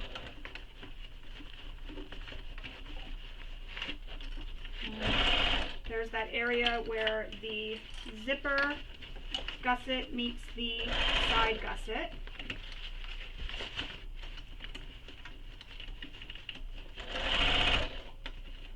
And I'm just maneuvering things so that they're staying out of the way and I'm able to keep that accurate seam allowance. And again, the zipper foot really helps with that. So you can see I've sewn my gusset and my lining panel. So I have exterior panel and lining panel.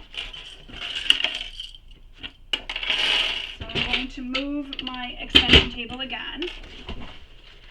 And because this came undone, I'm going to press it back in place. If it needs more tape, I will add more tape, which I think it does.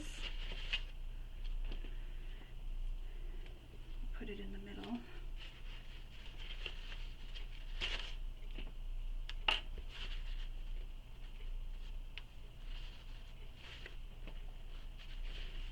So carefully placing this back in place and under that seam, and on this side as well.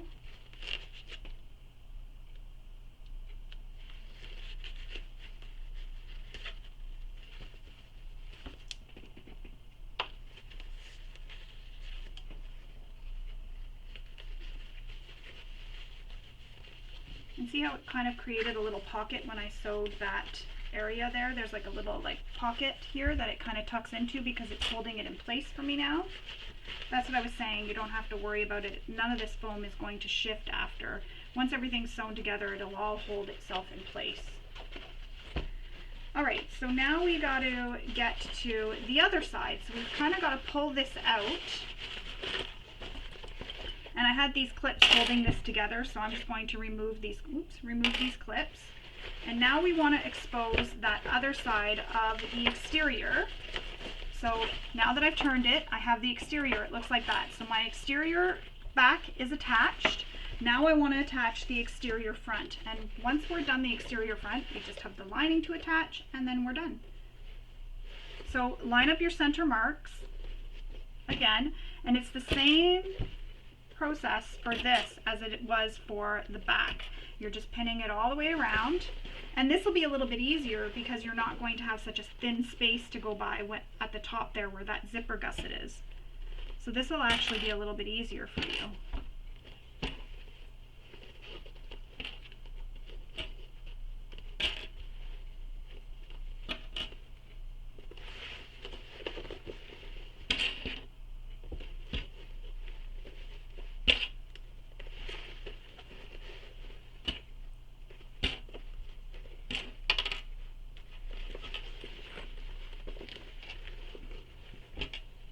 Keep clipping all the way around.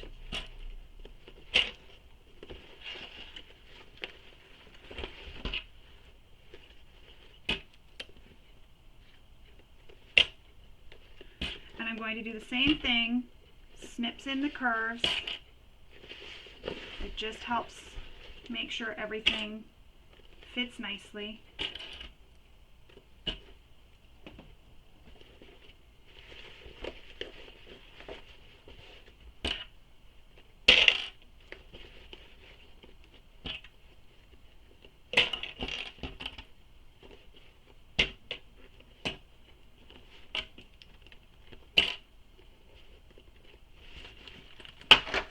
Alright, so the snips and the curves within the seam allowance. Don't go higher than your seam allowance.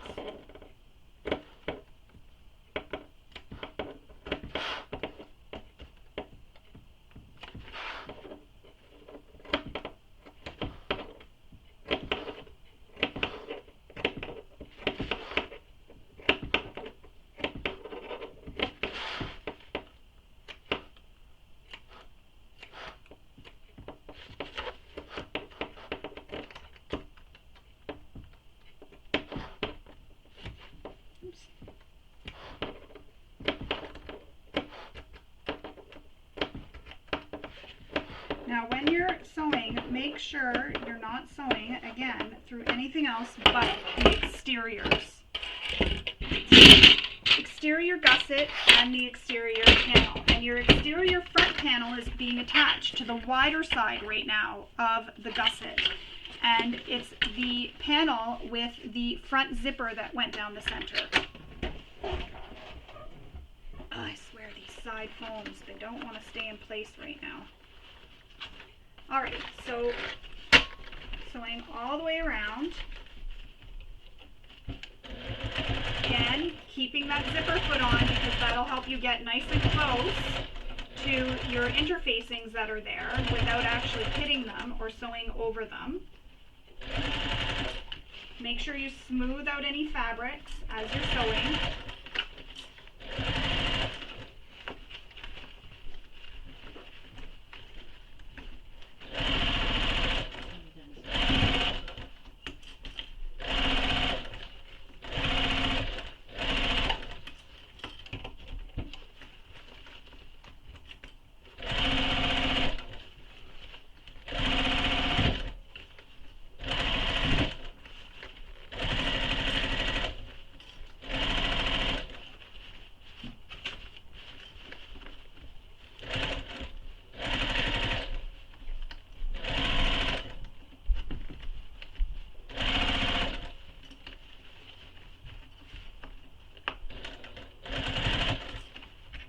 Just sewed over where that little cutout was, and it does help because it does reduce the bulk there.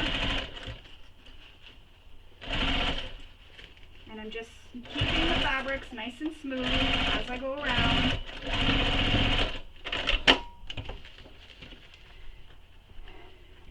My machine made a funny noise there when it was cutting it. Alright, again, last panel now. We're on the last part of the bag. So I'm going to attach my side base, or side foam again. I'll leave it until the end.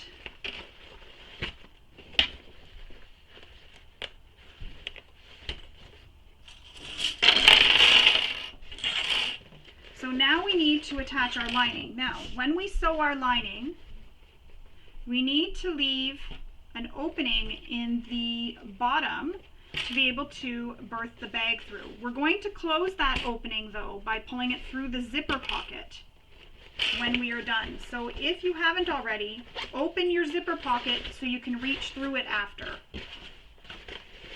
It's better to open it now than to try opening it later.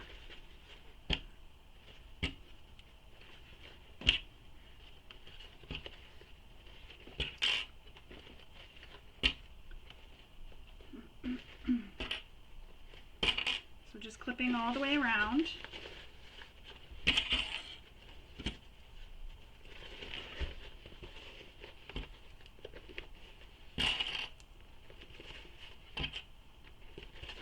And if you're berthing this, or binding this I mean, these panels would have been sewn wrong sides together. Everything would have been wrong sides together. And then you would have attached your binding. So your A panels would have been wrong sides together and they would have been basted around, and then your zipper gusset and your side gusset and your base gusset would have been stitched together, and then you would have sewn these together so that they were exterior sides together, and then you would have binded it. And as I mentioned, I will have that video tutorial linked for you below in the description, and I'll add the timestamp as well for where you can watch it, so you can pause the video and watch it there if you're choosing to make another one of these and do it with binding.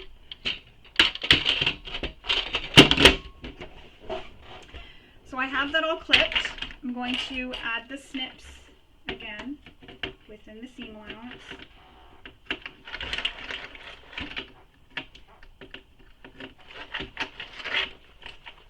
And that sneaky foam doesn't want to stay on. So I'm going to sew this all the way around. Again, seam allowances in the pattern.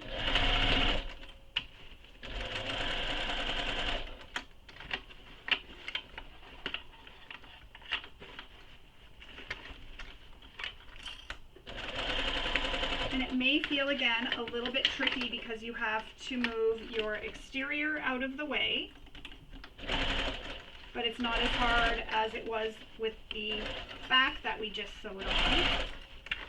When we did the exterior back and lining back, this is a lot easier because you do have more wiggle room because the gusset for this is much wider.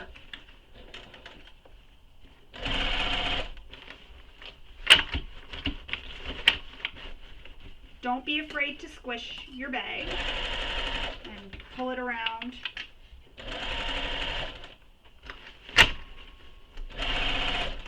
Move everything out of the way.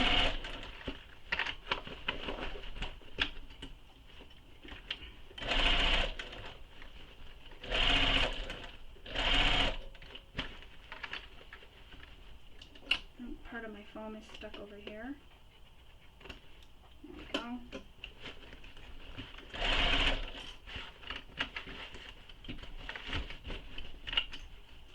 And just be careful too, because remember we installed those rivets, and if you used interfacing behind your rivets, you don't want to sew over it. If you're using a thicker fabric, you can sew over it, but if you're using a really thick fabric here, it may be really bulky and hard to sew around.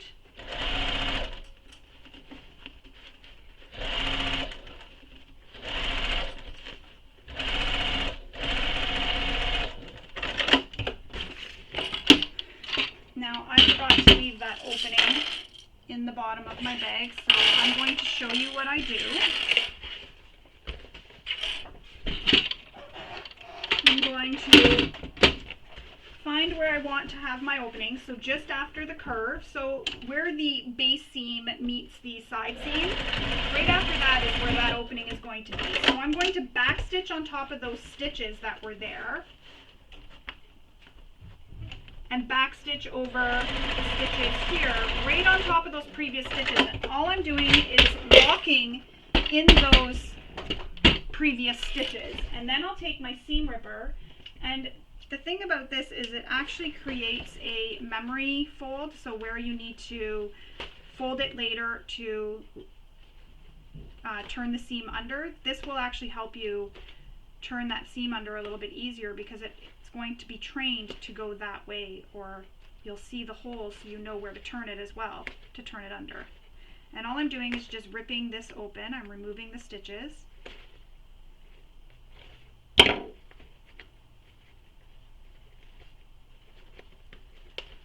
I had back stitching here, I had to go through that. So there's some back stitching here.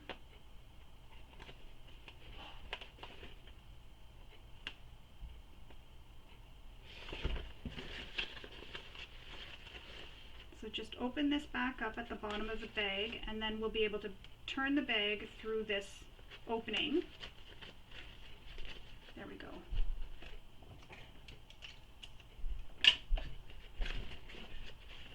Or no, not there we go, because I didn't leave it wide enough.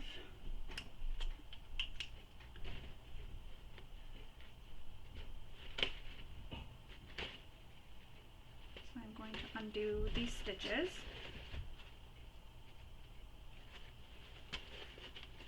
And again, we're going to pull this through the zipper pocket to close this, so you don't have to worry about this opening because it's going to be closed through the zipper pocket. But if we weren't closing it through the zipper pocket, as I was saying a few minutes ago, you'll be able to see where you can fold it back to close it. So I'm just undoing more stitches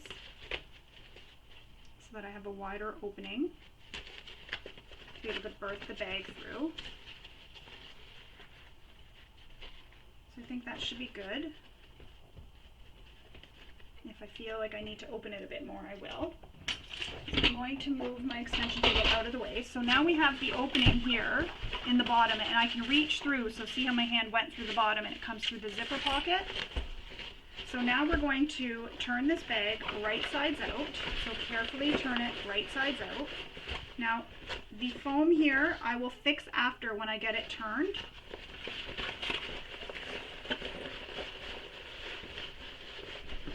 And just carefully push it through. Try not to pull on it because you don't want to tear or pop any stitches. And as I was saying, if you found that the opening you had for turning through wasn't quite big enough, you can pull a few stitches.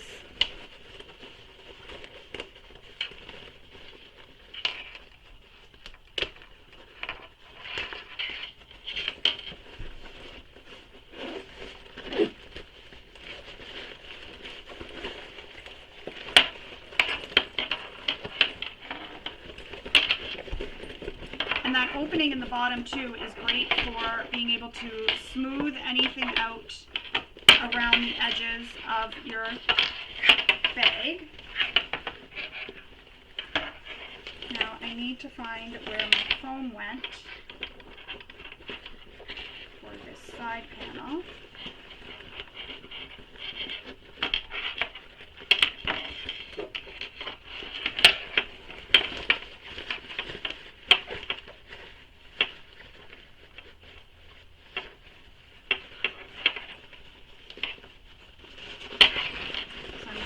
This back out.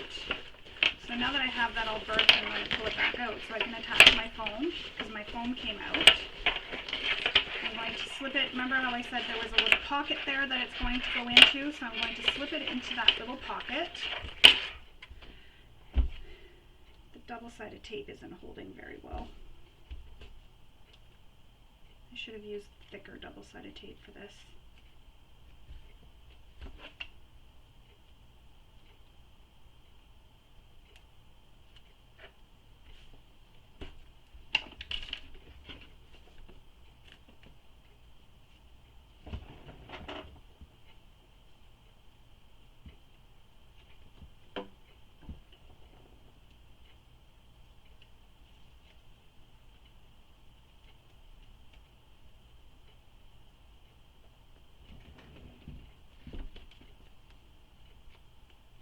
definitely recommend fusible foam for this, so that you're not having this issue that I'm having.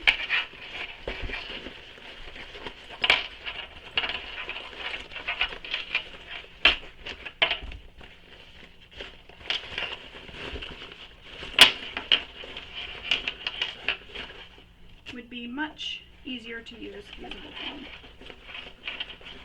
So get that foam back into that little pocket that you created when you top stitched and sewed your side panel to your top gusset.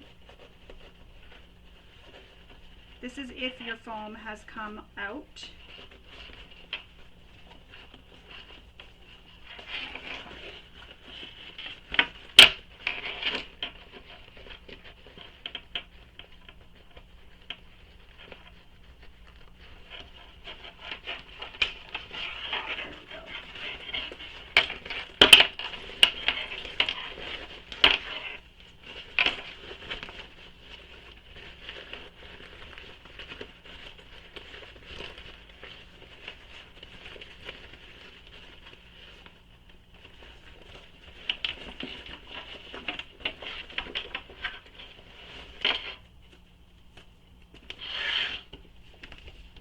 Both of them.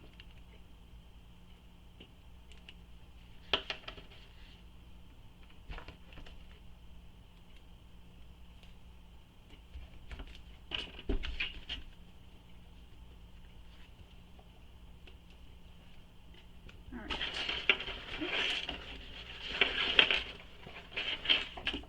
And the last foam.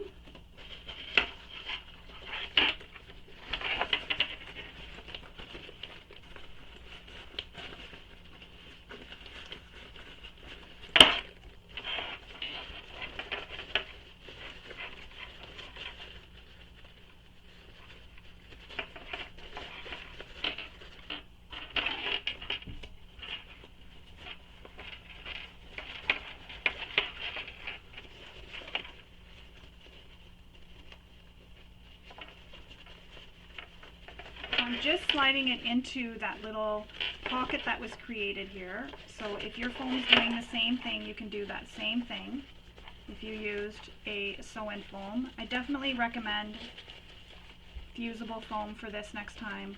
Decaville Light, something like that that you can fuse in place, because this is a little bit frustrating.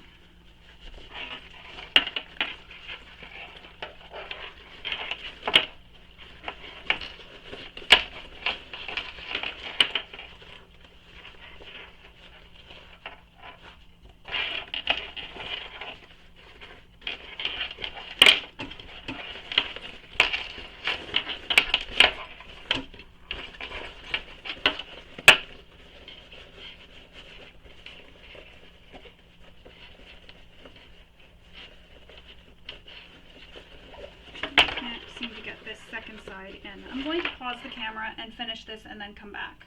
Alright, so hoping that holds. Now we're going to grab the exterior, or the lining, out through the zipper pocket so we can sew up that opening that we left for birthing the bag.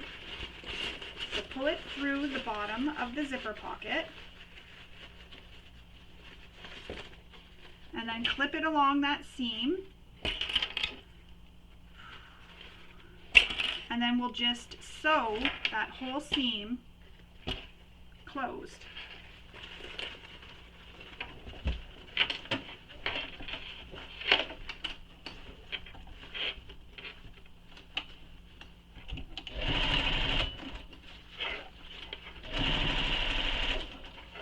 And I'm just sewing right on top of those stitches I previously had where I ripped out. And then I backstitch over top of the stitches that I backstitched on to lock in any stitches that I undid.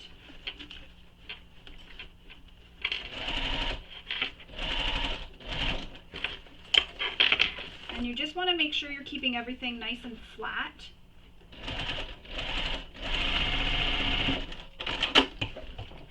Push that back. Oops, I don't want that clip going in there. Push that back into the bottom through the pocket.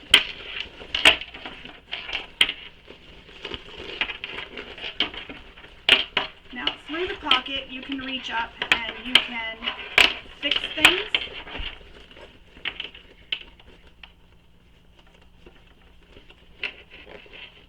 I'm going to use some clips after, some Wonder Clips after the tutorial's done, to clip my seams here so that it forms the shape it needs to form.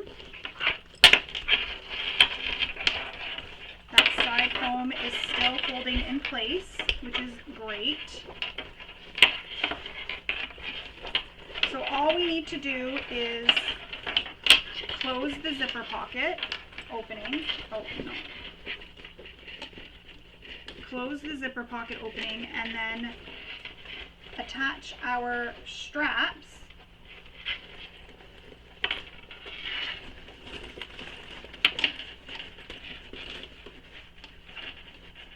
and we're done.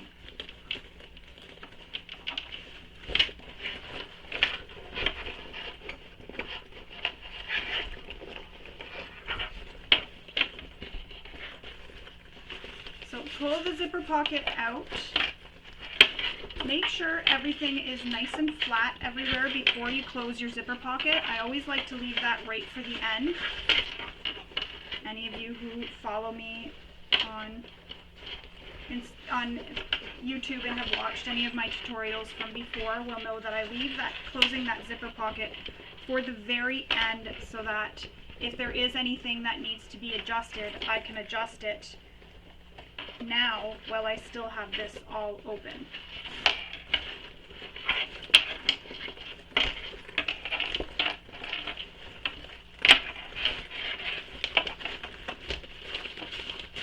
Just making sure the sides are flat.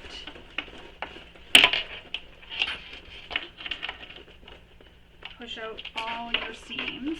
Alright, now we need to close the zipper pocket. What we're going to do is push this in towards the zipper pocket. So push it so it is wrong sides together, so you're just folding it in. So there it is. Fold it in towards the wrong side. And there is a seam allowance that you're going to fold it in, so you'll want to refer to that in the pattern. Fold it down, and I'm just eyeballing it here. As long as we get that zipper pocket closed. And then we're going to sew this shut. Now you can sew this by hand or by machine. So you can do a slip stitch if you want. I figured nobody really looks inside the pockets.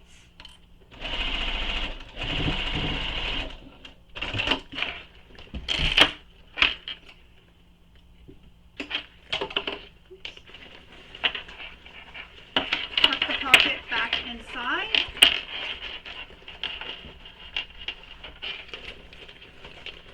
Again, push everything out that needs to be pushed out.